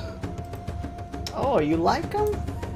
Love them. You can find them and plenty of other beasts in the Tome of Beasts 2 from Kobold Press. I'm actually looking for one so I can paint it.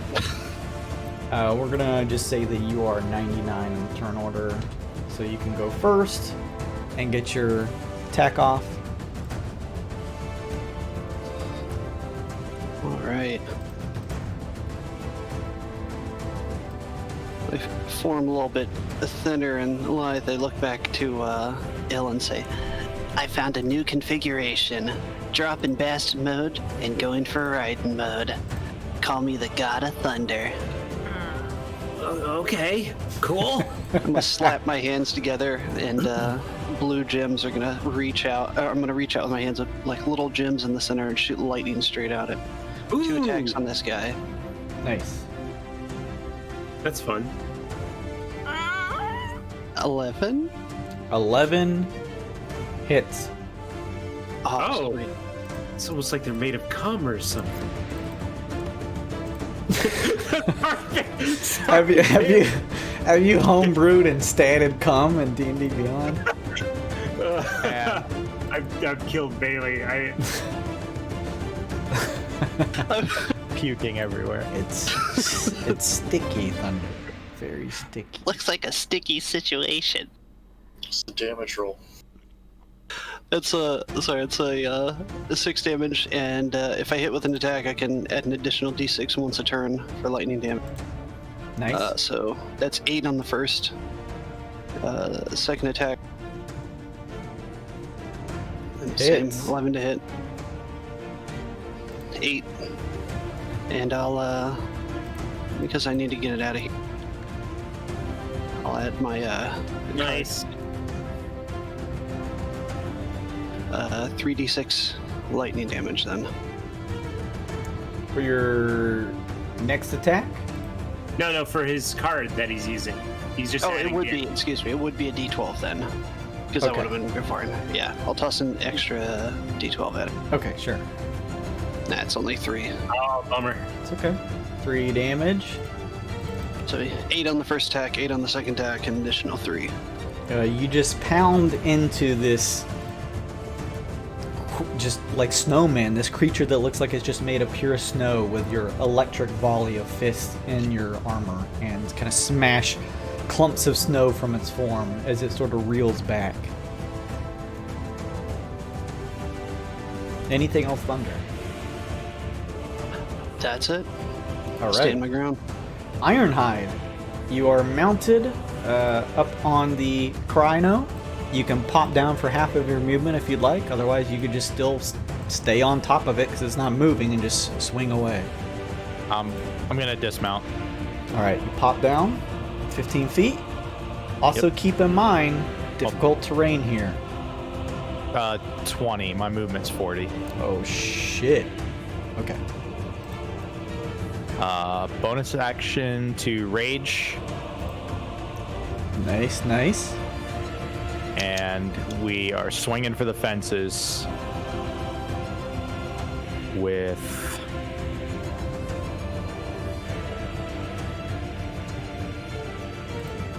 first attack. Was it reckless attacks? Reckless. Sick. We are reckless attacks. Huge uppercut. First attack.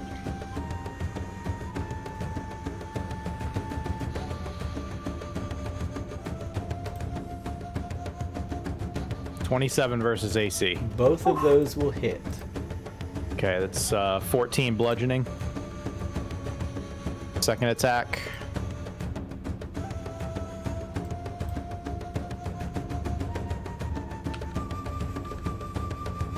Uh, 16 versus AC Yeah, it's gonna hit. for 17 bludgeoning. Nice, very good, very good.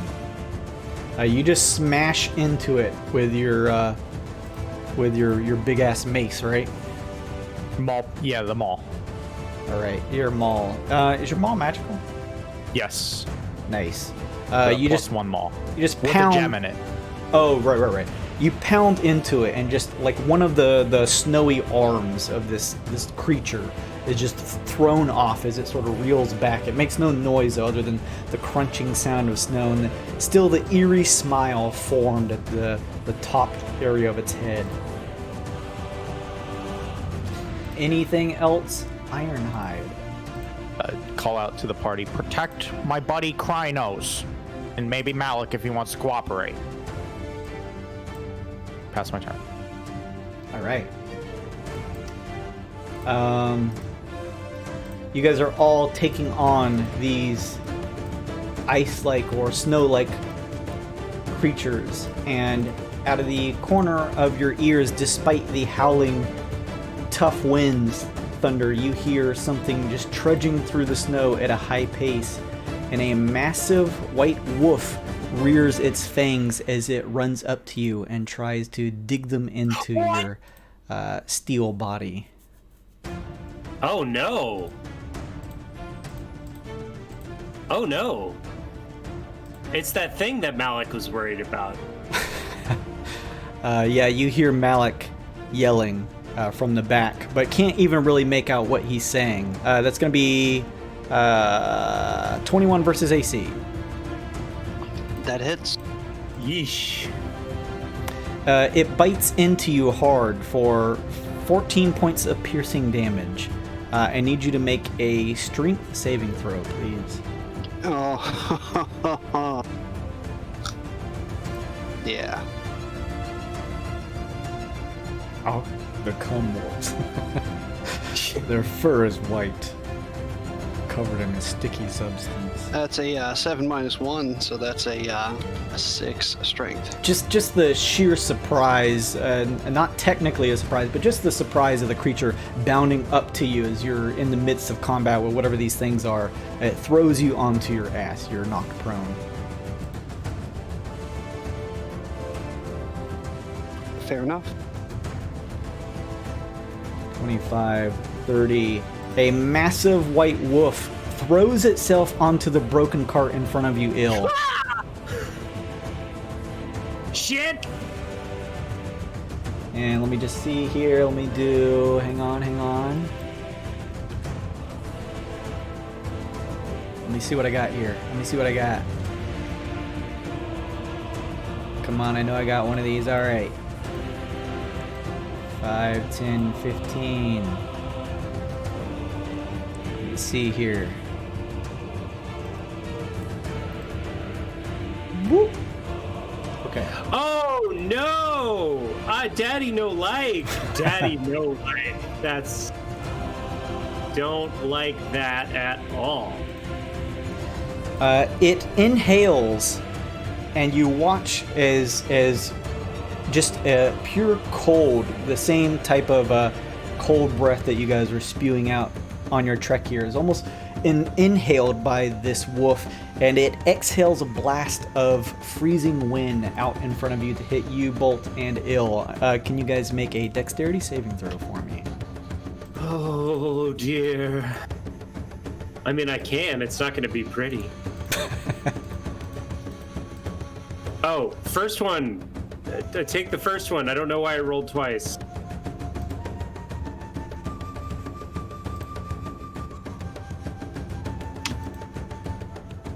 So it's a 12. It's a 12 for Bolt and a 15 for me. Okay, gotcha. Let me just check here. Okay, Ill, you take 9 points of cold damage, and then Bolt, you feel the freezing winds thrust out from the creature's mouth, and you dodge most of it, but still take 8 points of cold damage.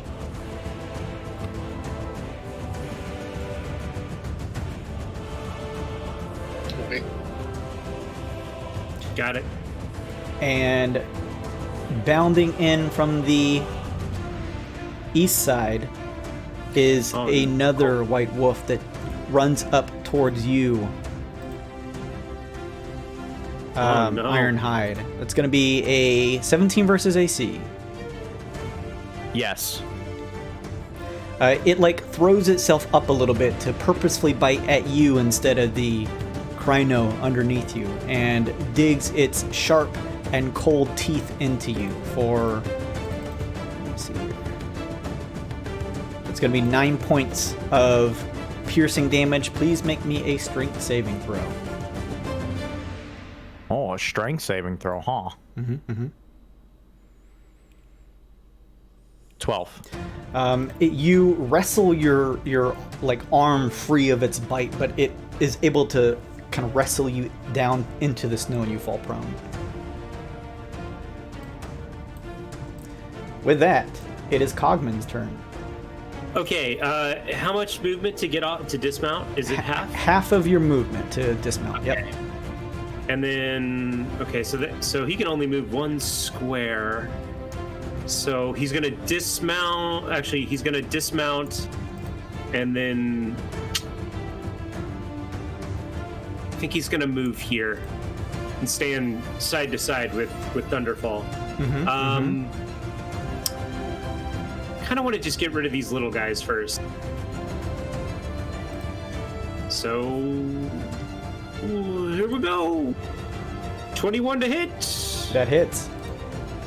A very underwhelming 9 piercing and 4 sneak attack damage. Cogman's sword cane. Did you guys throw a jewel on that one? Does anybody remember? It's enchanted by ill, so it's a magical weapon. Oh yeah, okay. And there's also a gem in it. Okay, so never mind. I mean, either works. Yeah. Cogman expertly stabs at the shoulder area and just rends free an arm from this snow-like almost construct, if you will. Okay, I think that's legitimately it for him. He's got cunning action, dash, disengage. Oh, he'll disengage. Okay. Disengage, and he'll move his last square of movement. Geez, this is tough. Here, I guess, and then that'll be it for him. All right. Bolt, you're up.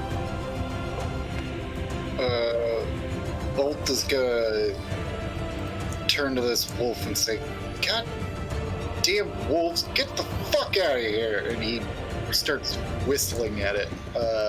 Dissonant Whisper, just to make a DC 14 Wisdom save. If it fails, it uses a reaction to run away. Ooh. At this top wolf? This wolf next to Ill, yeah. Oh, next. Yeah. Okay. It has to just literally run. If it fails. Then that works. So it's going to use its full movement as you yell this out. And it takes 14 psychic damage. Also important. Oh yeah. Thank you. All right.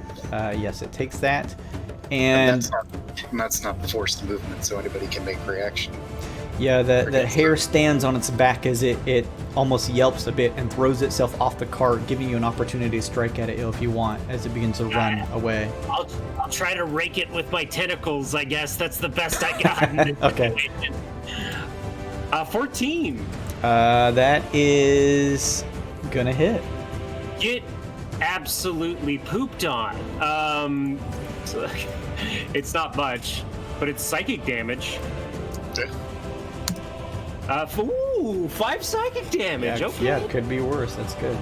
Yeah. All right. Not bad. 19 damage. Dissonant Whispers. Not bad.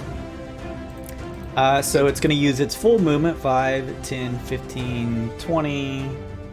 Thank you. 25, 30.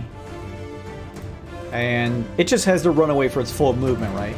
Yeah, it's not a persistent effect. Okay. It just has to just kind of gets it away from you. Yeah. Okay. Pample Meow, Amanda's here. She's given a +1 to whoever needs it next. So you guys just keep that in mind. Speaking of whoever needs it next, my bonus action is going to be to reinforce Ill's target. Which one are you shooting at? Sorry? Go ahead. I was going to say this one. The wolf? Yeah, I'm going to shoot at the wolf. Okay. No, I'm probably going to take one shot at the snowman and one shot at the wolf. I will tell you to get these fucking snowmen out of here, especially that one. He looks ugly, and I'm giving you that help action on that. Nice. Very good. Anything else, Bolt? That'll be it, yeah. All right. It is the ice creature's turn. They all turn to the loud sounds of your yell, of your dissonant whispers to get the winter wolf off of you guys, Bolt. And they each begin to hold out a very crudely formed fist, and a pack of snow begins to form in it, and they each begin to toss it towards you. They're throwing snowballs. This is literally the snowball attack. Let's see. Let's just roll in here. That's more fun. Yeah. That'll hit. Yeah, hang on. Let's do this here. Just checking. Hang on. Okay. A snowball smacks you for 7 points of cold damage. Ooh, damn. That was the one next to Thunder. The one like directly west of you guys tosses one your way. Bolt. That is unfortunately gonna hit. This one hits you hard in the face for 12 points of cold damage. Ooh. Nice. Gotta finish these fuckers off. Another one throws a snowball. Oh man. You can start hiding your rolls again, Jason. That's... This one hits you for 11 points of cold damage. Anything more than 0. And this one here is I'm just going in rotating order here. What's the bonus? But probably miss. This may miss. Let's see here. That is going to be 16 versus AC. That's it. A hard snowball comes at you for 12 points of cold damage. I'm grasping at straws, but does he get any cover for being behind the cart? Not enough. Unfortunately not, because it's like dug into the snow. You guys watch as Bolt is just popped by a series of snowballs coming from, and just like a full clockwork rotation. You try to dodge, but just a sheer volley of them. And they're thrown like a pitcher in a baseball game, and you're just smashed in the face with these multiple ones, Bolt, and things quickly go even darker than they are now, and you go black. You see him fall into the snow and look up just to see this final one here turning its attention to you and tossing a snowball your way. For 19 versus AC. That's ooh. That's gonna hit. It hits you pretty hard, despite just being a snowball, for 10 points of cold damage. Yo. However, with that, I'm bloodied. It is your turn. Fuck! That sucked. My plans have altered slightly, but not too much. Yeah, and I don't think you get my assistance on that anymore. No, it's not concentration or anything. It's the next creature that attacks it has advantage. I don't think we lose that for you going unconscious. Yeah, I mean that'd be your. I guess it's. Yeah. Okay. Fuck. All right.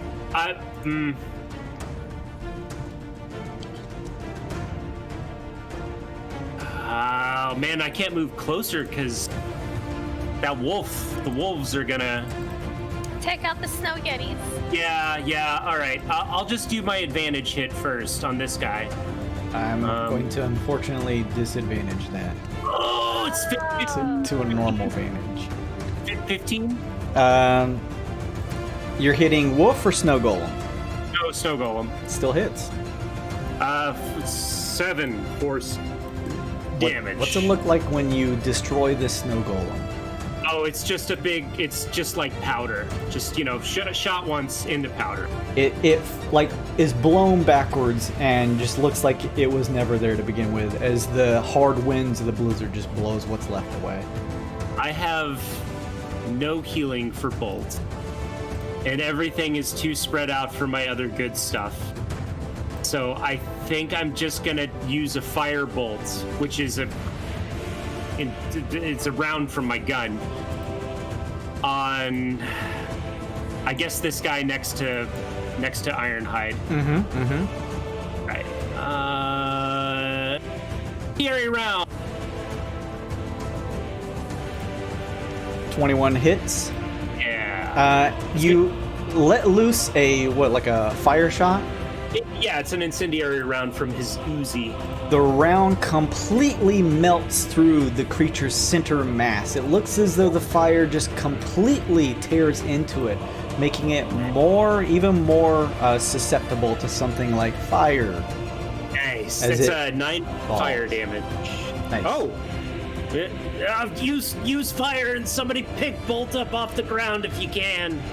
And I'm gonna move here and end my turn. These snowmen that you guys still see are not there anymore, obviously. Sure. You move there, Ill. Let's see here. Okay. Emma, you're up. Emma is completely freaking out, and she hears fire, but that's great. But Bolt is in unconscious on the ground, so she's gonna run up to Bolt. Don't forget, anybody can use a +1 if you need it. She's going to roll a Cure Wounds on him Nice. for 6. And so hopefully that stabilizes him. And that was a spell. Don't have any bonus actions that I can do, so I am... Can you summon your Sal as a bonus action, or is he an action? I think that's an action. As an action, yep. Okay. Right. And wild shape's not a bonus action? It is at higher levels. Oh, yeah. Summon Wildfire Spirit is an action. Oh, there you go. Bolt, you feel a replenishing touch from Emma's palm, and you feel the biting sensation of the snow as you pull your face out from the snow below you and pull yourself back up to your feet, healed some. Wow.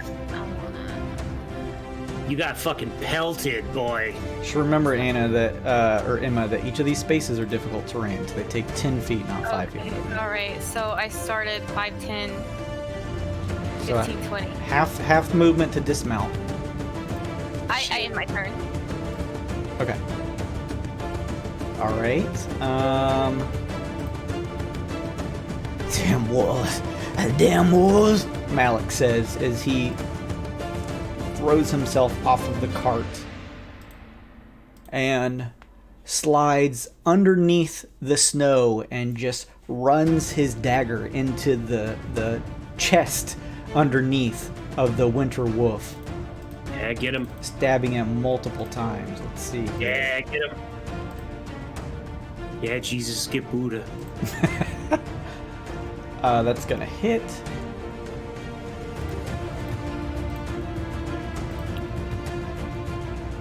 He stabs it for 8 points of damage. Alright.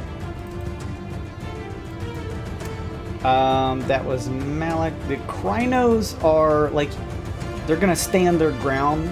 They're not acting terribly defensive. Actually, they're gonna like back up a little bit. And 15, 20. They're gonna back up a little bit to like right here to pull themselves out of the immediate chaos that's happening, like all around them. And then with that, we're gonna roll back up to the top. Thunder, it is your turn. Thank God that they ran away. Oh man, that changes my move. 1 second.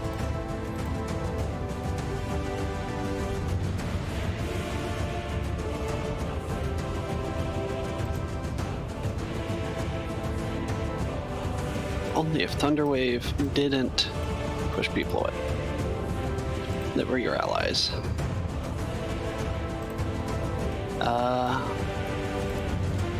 I'm going to try and move away from the wolf. Let it get an attack of opportunity on me. Okay, it will take it gladly. And misses. Alright, awesome. I'm gonna move back over to here. Pardon me. Over here. Past it. And use mirror image and create 3 more clones of myself. Nice. Neat. And try and surround it. Pretty cool, pretty cool. That's it. All right, very good, very good. Ironhide. I'm so mad. Use half my movement to stand up, and as I'm standing up, reckless attacks this wolf right in front of me. Muscles bulging. You swing away. That's gonna hit. It's, yeah, 18 versus AC for 11 bludgeon. And Nice, then second nice. attack.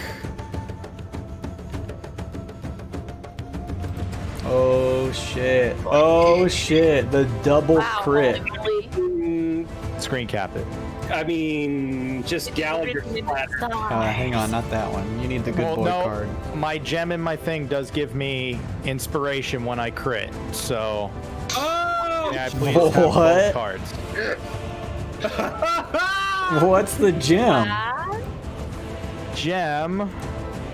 That's You crazy. did it. Where's my equipment? Wildstone of Intertwined Fates. Once per short rest, when the bearer crits with this weapon, they gain inspiration. Oh Holy my god. shit.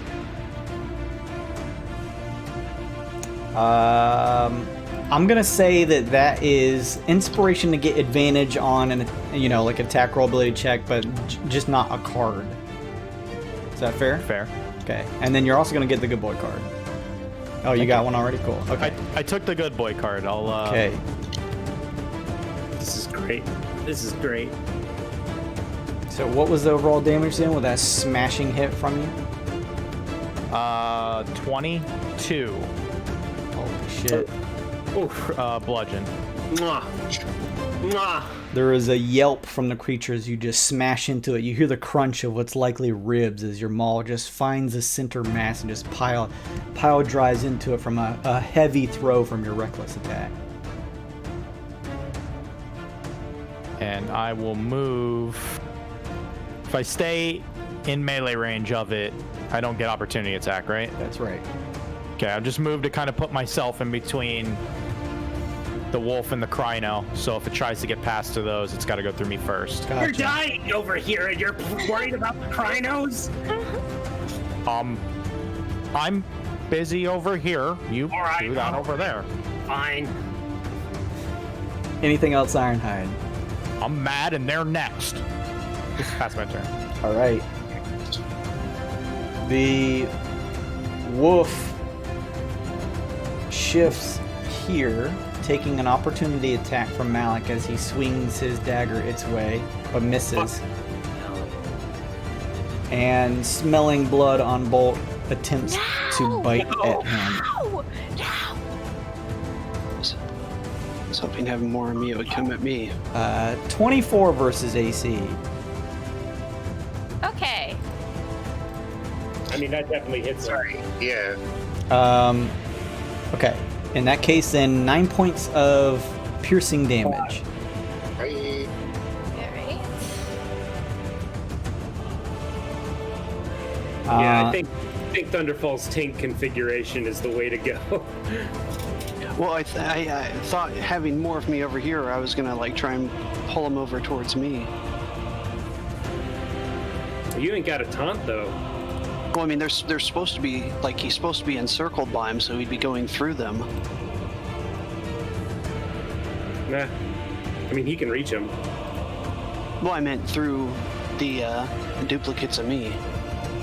That it doesn't add duplicates of you. It makes it so Yeah. it's harder to hit you. It's more of just like a technical explaining of it. It just adds a lot more AC for you to dodge stuff.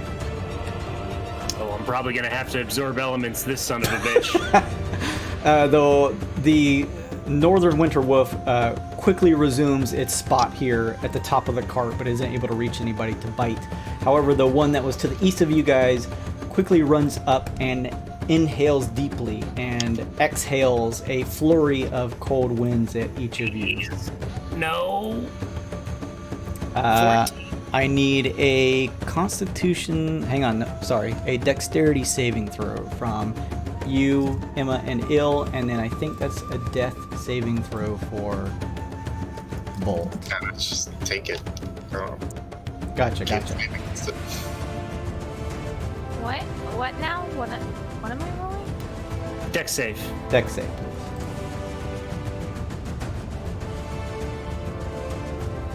A 9.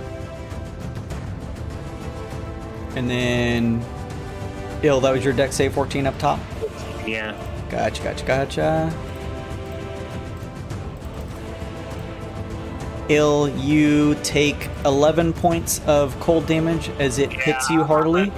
I'm gonna absorb elements on that son bitch, because I'm getting low on health. And then, Emma, you take 15 points of cold damage as this icy, frosted wind that's being exhaled from this albino wolf's mouth just splinters into you, the freezing cold biting at your skin. With that, it is Cogman's turn. Okay, I don't think Cogman has a way to get Bolt up again. I don't see... Okay, he does have a potion of healing. Okay, so Cogman is going to move up and shove a potion of healing down Bolt's throat. All right. It's 1d4 plus 2? 4? I think it's 2. I guess Or 2D. 2d4 plus 2, yeah. Okay, well, you're not dead, so that's something. Bolt, you, in the back of your mind, hear the sound of your wife calling out to you. She dead. Your eyes drearily open. You find yourself cold snow smacking at your face as Cogman is pulling back an empty potion of healing with a extended construct arm pulling you back up to your feet. There's still more to do. Cogman is going to, I guess, take a disengage to try to move here. Okay. And then that's going to be, because he has cunning action, so that's going to be it for Cogman. Gotcha. The wolf snaps, but Cogman easily does like a quick juke twirl out of the way from its snap. Bolt, you are up and conscious. You're alive! Bolt looks at Cogman as he walks away, kind of does like that drunken like head turn. You know the one I'm talking about. And then he looks back at it and is like, what, didn't I just... Huh? Move quickly, organic, or it will happen again. Yeah, sure, just stand out of my way. And he plow shoots this guy over there and probably misses. 9 to hit. Damn. At the snow golem? Yeah, this guy. That hits. Yeah. That Excellent. hits. Well, it does a magical 4, which is absolutely the lowest damage that it could have done. Better than no damage.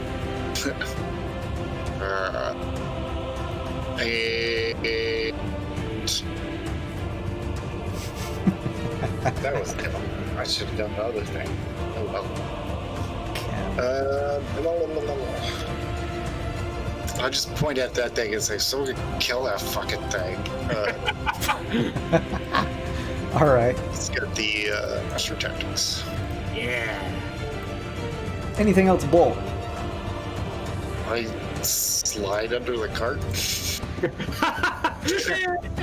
Help me. Yeah, just like falls over and just kind of like does the kick thing where you just kind of. You'll take an attack of opportunity if you do that. Careful. Was I in attack range? Oh. Okay. Yeah. You're a little baby. No, that wolf used its reaction to attack me. Oh.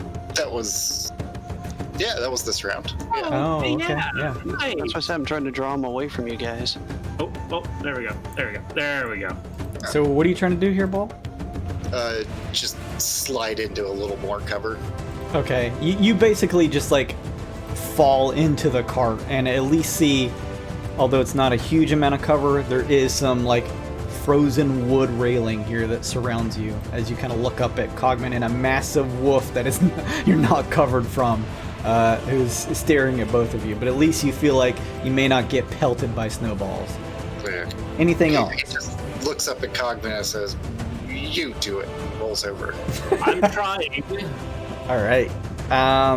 It is the snow golem's turn in clockwise orders. One of them throws a ball at you, Ill. That is going to hit. God damn it! Just cold damage, right? Cold damage, that's correct. Oh, I think absorb elements.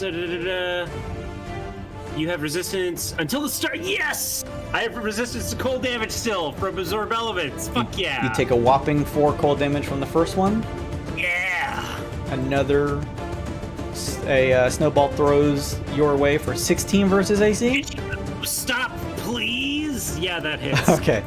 Let's see here. This one's going to be 8 cold damage. So 4? Yeah. Well, I'm probably down anyway. Hang on just a second. So 4 from that last one, and this one throws a perfect toss your way.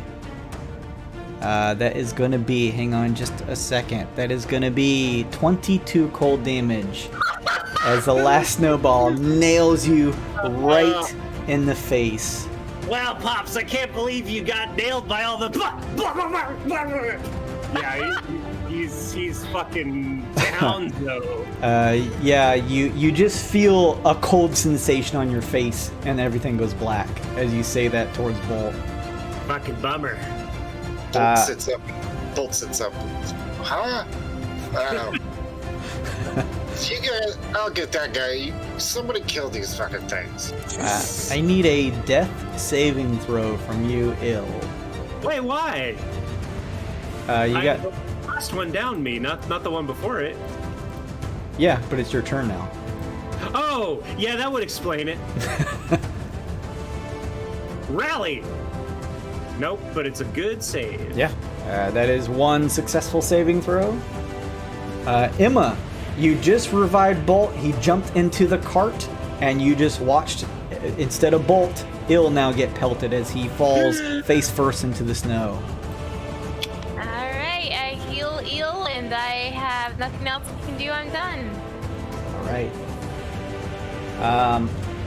Malik yells, frothing, almost frigid saliva thrown from his mouth as he runs up to attack the wolf next to him. That is currently next to you, Emma.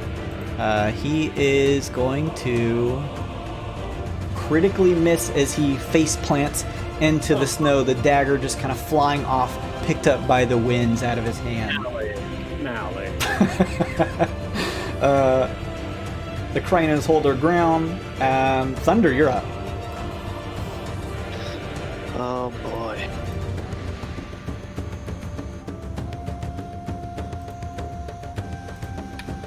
Holler over to Bolt and say, "What's the target, boss?"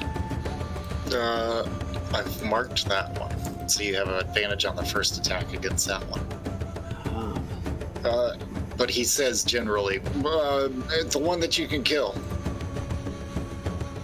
That one's already taken a few pot shots. Oh, Amanda just gave you a +1 to the next roll you want to use, Thunder. Thank you. And you guys still have a group +1. All right, I'll take two attacks on this guy. So you have advantage on the first one.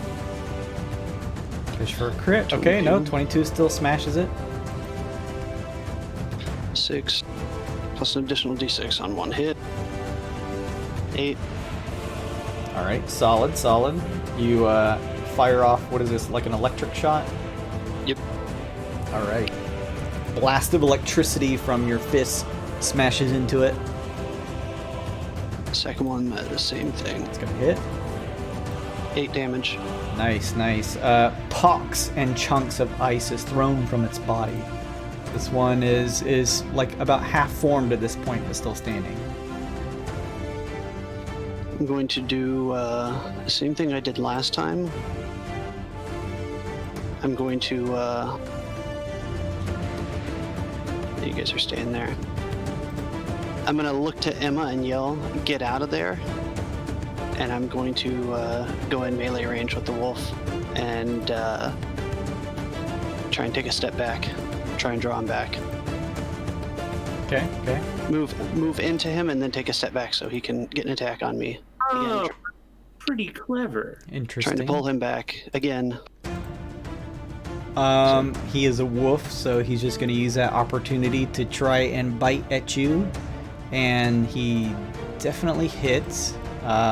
He bites into you for... Well, he is a mirror image, so you have to roll that. Good point. So does 17 versus AC hit? He has to roll d20 to determine if it hits a shadow instead. Okay. So roll a d20 just to make it d20. Me or him? Thunder. Yeah. Okay. And I don't remember the rules if that hits or not. I don't think it. I think that hits you instead. Yep. If it hits you instead, you take 12 points of piercing damage as it bites into you. 20. As you pull. Oh, okay. So that totally doesn't hit. You pull away free from its grasp. It bit into your steel, but you just wrench it free, hearing the sound of screeching metal as its teeth is pulled off of your back. Anything else? I'll use my, now that I drew it back, I'm going to use my Boots of the Winding Path and teleport right back to the spot I was. So I'm in melee range in case anybody needs to attack it for advantage. Okay, go ahead and move back. There you go. And Ironhide, you're up. So mad. You're going down, buddy. Reckless attacks on the white wolf in front of me. Damage is included with this one.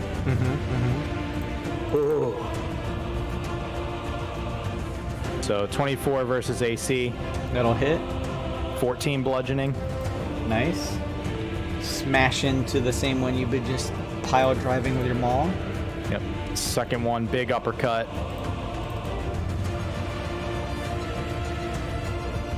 18 versus AC. 18 will hit. 15 bludgeoning. Nice. Very good. Dark blood is thrown from the creature's face as you just bring your maul in an uppercut, smashing its jaw and throwing nearly its whole body up into the air for a moment as it comes back down. That's all the movement I can pull off. All right. Anything else, Ironhide? Well, so it's 40, so it's 20. Yeah, right there's good. Okay. With that, it is the wolf's turn.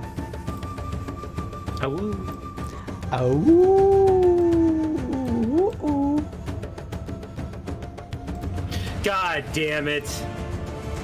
It is going to breathe.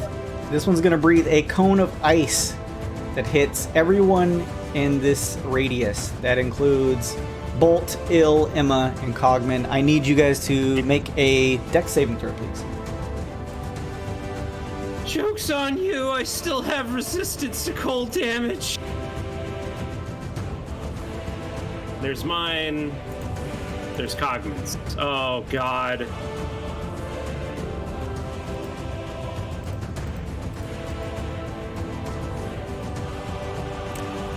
Ill, you're going to take, without doing absorb elements or anything, 21 points of cold damage. Oh, God! Well, I'm down again. Cogman is going to take, let me check here, he's only going to take 14 points. Okay.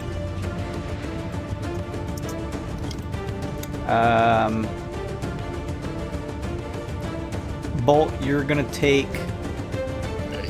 Is it more than 5? Yes. Okay, I'm dead. Okay, that's 15 points of cold damage. And then Emma, not a bad dex save. You're going to take 5 points of cold damage. Why couldn't mine be 5, Jason?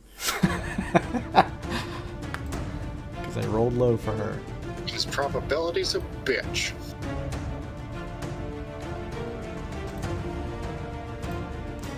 The one up top is seeing 2 of the party members drop and go unconscious.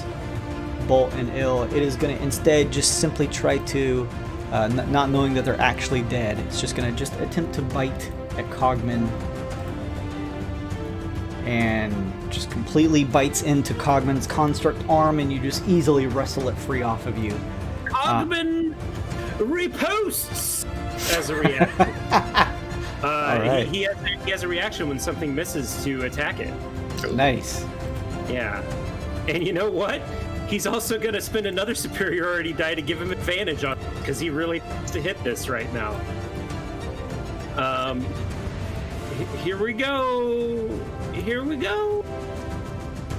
Okay, that's a 15, but I'll roll for another 20 just to see. Okay, that's not a 20. But this fucking wolf is about to taste my blade. Filthy organic, 34 piercing damage. Holy shit. Christ. Those of you who can see Cogman, you just watch as he limberly throws back the maw of the winter wolf and just stabs like right in the neck into an artery as the creature yelps and pulls back. A spew of blood hits both the cart and some of the front of you, Cogman, as it reels back. Filthy organic. Why are you dead? Stop being dead. Okay, this one is going to probably hit. This one is going to try to bite at you one more time, Ironhide. Oh, Ironhide. And does a... I really doubt this will. It's got 15 advantage if you want Oh, that's right. Thank you. I really appreciate that. That's going to hit then. Well, let me make sure. 19 versus AC. 19 will hit. Okay, I want to assume. Let me see here. It bites into you, Ironhide, and digs its cold teeth into your arm for 12 points of piercing damage. Kind of quickly wrench it free. With that, Cogman is up now.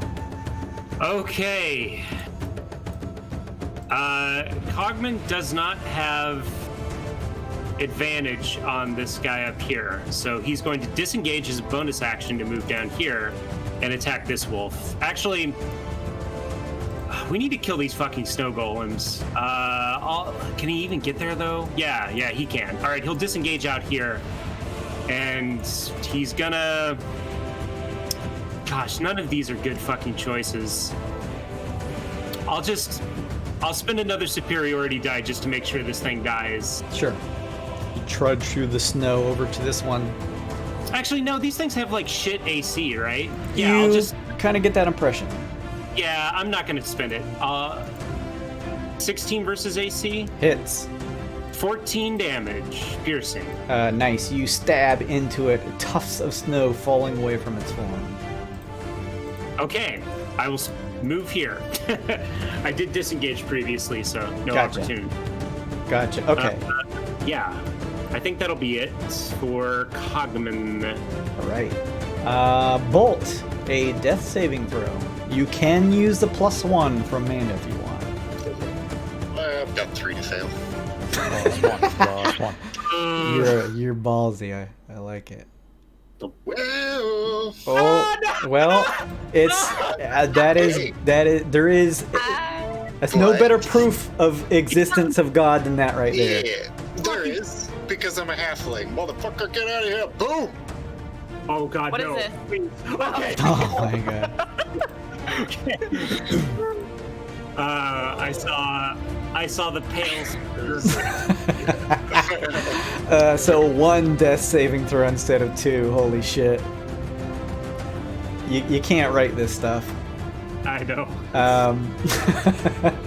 Alright, it is now the Snow Golem's turn. They Throw it have at me. formed a fist-size snowball into their hands, and they are just going to choose one of the Me. 2 targets. Emma, you turn to see a volley of snowballs coming your way. Does a 15 versus AC hit? It sure doesn't. Oh, nice. That one flies wide as you see another one coming from due north. That is totally gonna miss. Seems like the scuffle of the wolf up above a little bit, maybe giving you some cover. The one to the east of you throws a snowball. This one smacks you heartily, however, for 11 points of cold damage. Okay. The snowmen are done. I need a death saving throw, please. Hey, can I offer you a suggestion? Yeah. Take I'll take the +1. Well, it has learned its lesson. Oh, I'm good. All right, one successful saving throw. 17. Emma, you wipe away the snow that smashed into you, and you're up. I wish I had like better healing abilities that could heal more than one person. I can heal next turn. Gonna go right over here and heal the captain. Sorry. So that's gonna be, we're gonna do a level 2 on this. For 17. Nice. That could survive from a cold wave. at least one. Oh, God. How many times? Run away, run away! Don't stop on ill. Okay. Anything else, Emma? No, I'm done. Okay. Malik is again just tired. Actually, no. He pulls himself up and realizes that he does not have a dagger, and quickly begins to run back away towards the Crino. But doesn't get very far. So that's 10, 20, 30. So he's only able to get like right there, trudging through the thick snow, realizing that he doesn't really have much to help. He is yelling incoherently. Thunder, you're up. I'm gonna push right through to the other side of the wolf. Get your attack.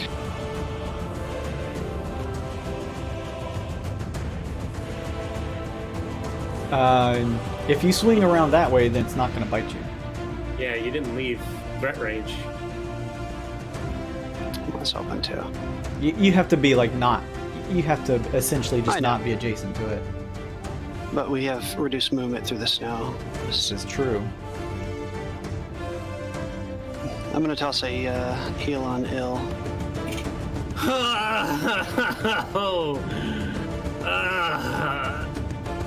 Me and you, Pops, dying together. Alright, I'm gonna use that at second level.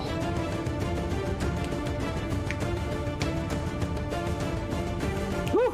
+4. There you go. Thank you. +4, nice. The cold biting winds hits your tentacles ill as you pull yourself up, feeling the healing aura from Thunder nearby. I live. Fuck. And I'll use my boots again to port right back. Oh yeah, that is a good use of your boot. It's nice. That is it. I mean, I can yell obscenities at the wolf, but it doesn't listen to me, so...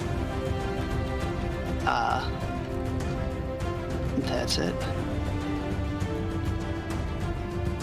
Alright, with that, it is Ironhide's turn. Hit me, and I'm turning you into a hat. Reckless attacks on the wolf again. Hell yeah. Broke. Alright. Oh. Mwah. Mwah. 26 versus AC. That's gonna Hit, Chief. 17 bludgeoning. What's it look like when you end this Winter Wolf's life? Definitely carnival mallet overhead smash it directly into the ground.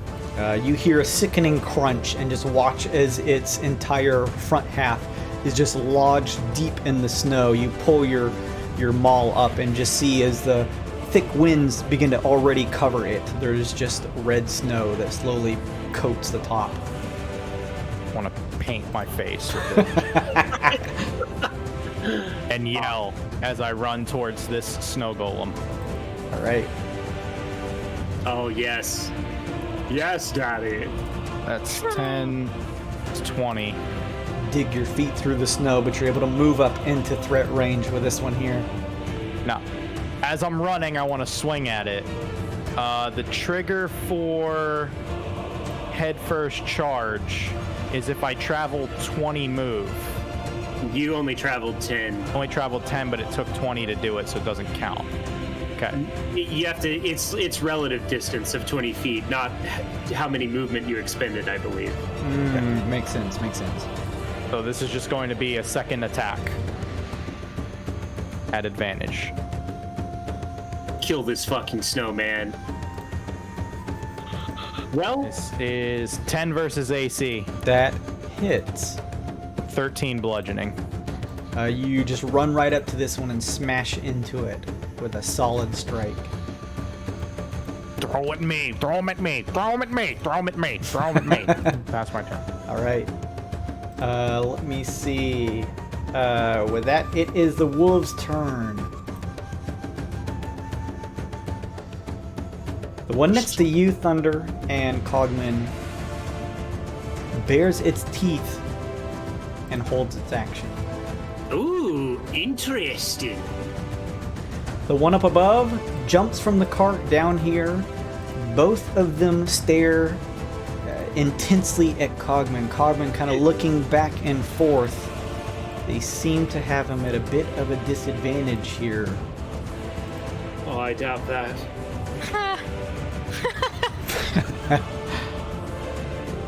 All right, let me see here.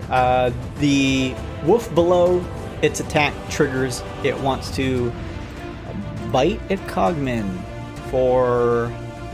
that's going to hit, we'll just say. 23 versus AC. Oh, yeah, boy. Yeah, boy. It bites into Cogman for 12 points of piercing damage. Owie. He's bloody. Not realizing the quick pack-like mentality now that they've surrounded him, this one similarly bites for 22 versus AC. Owie. Yeah, that's a hit. Chomping into his back unawares for another 12 points of piercing damage. He's gonna parry that, which is going to reduce the damage by...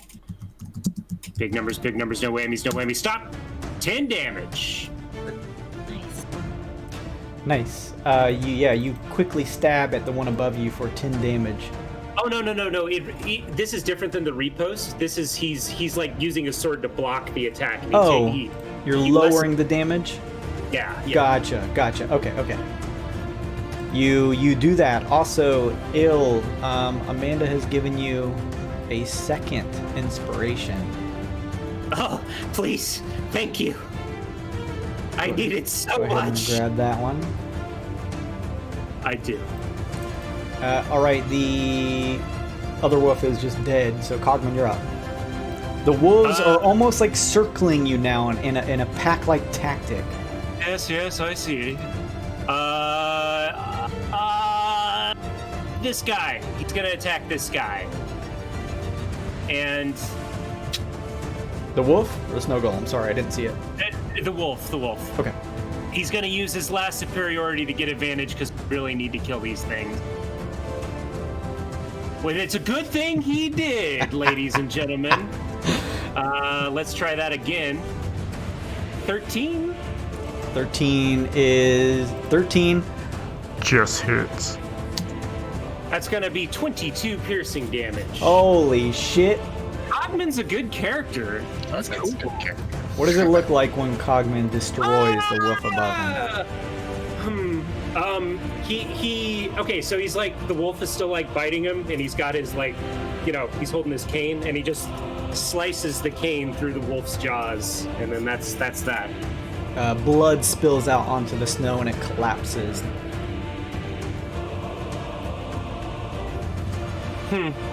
Pedestrian. That's it for Cogman. Okay. Bolt. Bull looks at Irma and says, "Go get him, champ." Gets you with one of those, and then points at this guy and says, "Go get him." Will. I told Emma, but anybody, the first attack that hits this guy is at advantage. Okay. Anything else, Bolt? That'll be it. All right.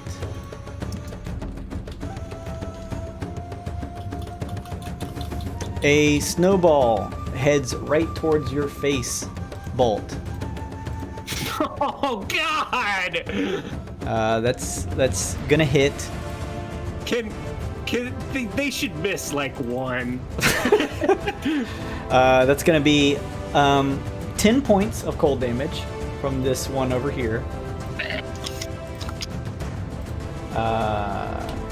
They're playing fucking whack-a-mole with me and Bolt right now. Second one comes at you, but Bolt, 13 versus AC. Ow. Wait, no, that misses. The shot goes wide. Just a bit outside. And then one actually heads towards you, Cogman. This may also miss for 14 versus AC.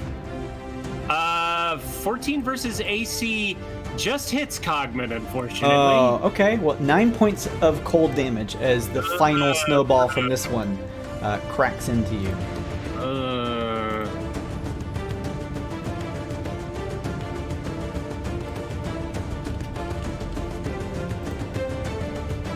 With that, they are done. Il, you are up next. Okay. I'm gonna stand up. I'm gonna use my fucking inspiration that Anna gave me. Thank you, Anna. That was Amanda. Amanda, somebody similar name. Gave me advantage. Thank you.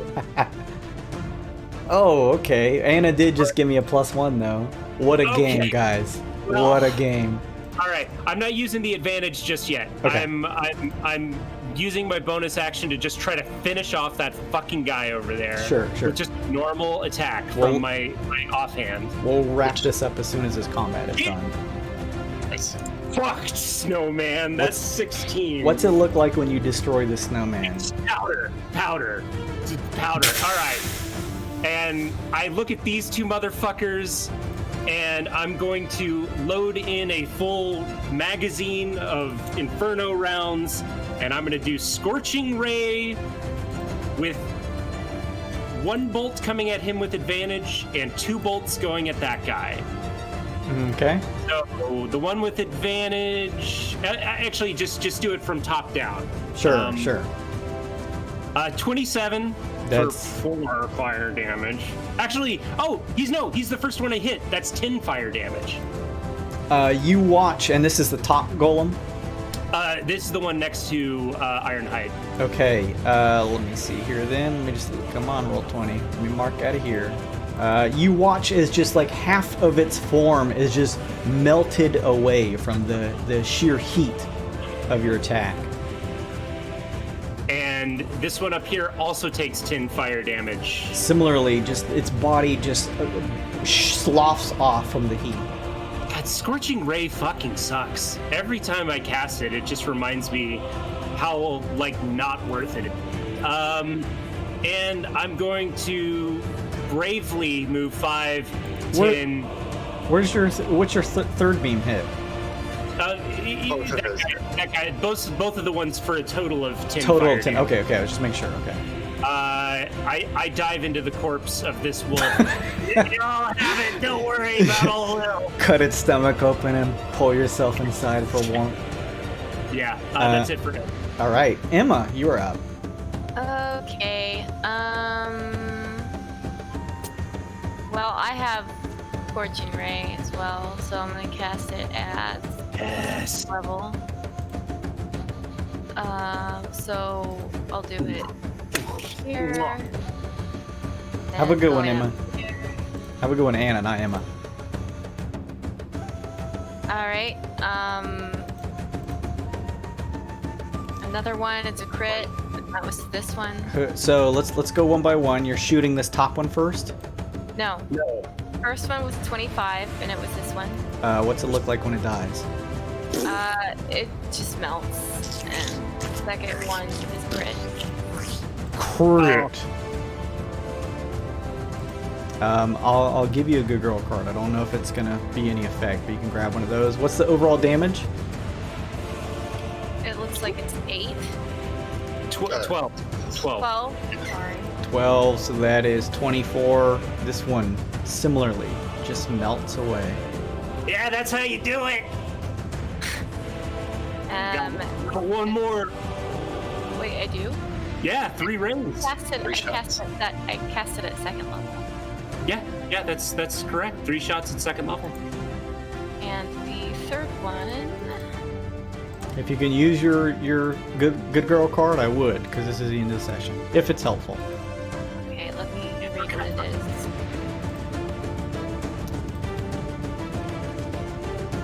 Nope. Okay. I'm switching back to roll D&D Beyond if you don't mind. Yes. Okay. I'm done. 12, yeah, just misses. Just shy of this one, as some of the fur on the wolf singes, but it shoots a little wide into the darkness of the storm. Bolt sits up and says, "No, not that one. I said shoot that." Oh, he looks up and sees all of the snow been dead now. Anything else, Emma? No, I'm done. Malik crawls back to the cart. The Krynos stay where they are. Thunder, you're up. Fuck him up. 2 attacks on him. Lightning gauntlets. All right. Yeah, we're almost done, babe.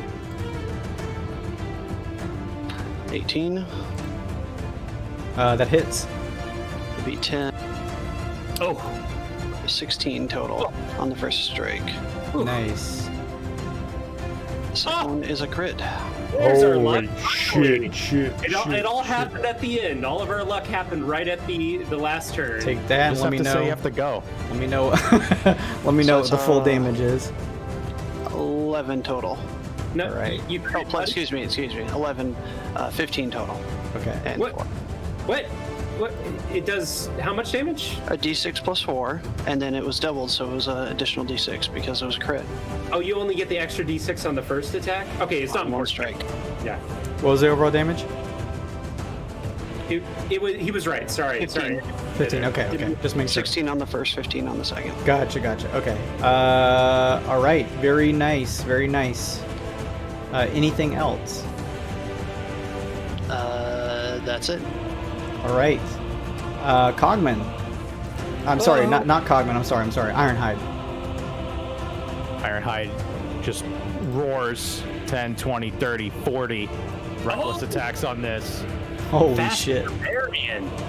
Yeah, I have plus 10 movement when I'm not wearing heavy armor, so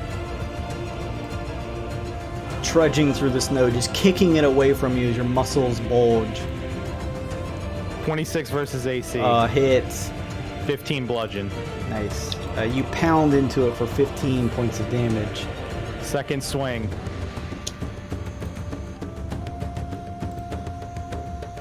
15 versus AC, Hits. 15 bludgeon. All right. The creature nearly doubles over, but still stands. Oh, fuck this guy. He'll continue screaming at it and pass his turn. All right. It makes one final chomp over towards Cogman for 17 versus AC. Yeah, that's totally gonna hit Cogman. It digs its teeth into you for a whopping 7 points of piercing damage, But I lived, bitch. and then it tries to run because it's stupid and its friends are dead, giving all three of you guys an opportunity attack. So just explain to me how all three of you kill it. Office Space printer scene. All right, you all encircle it and just cut off its exit, and just Cogman stabs, Thunder punches, and Ironhide smashes with his maul, and there's just blood that just rakes across the snow around here as it too falls dead.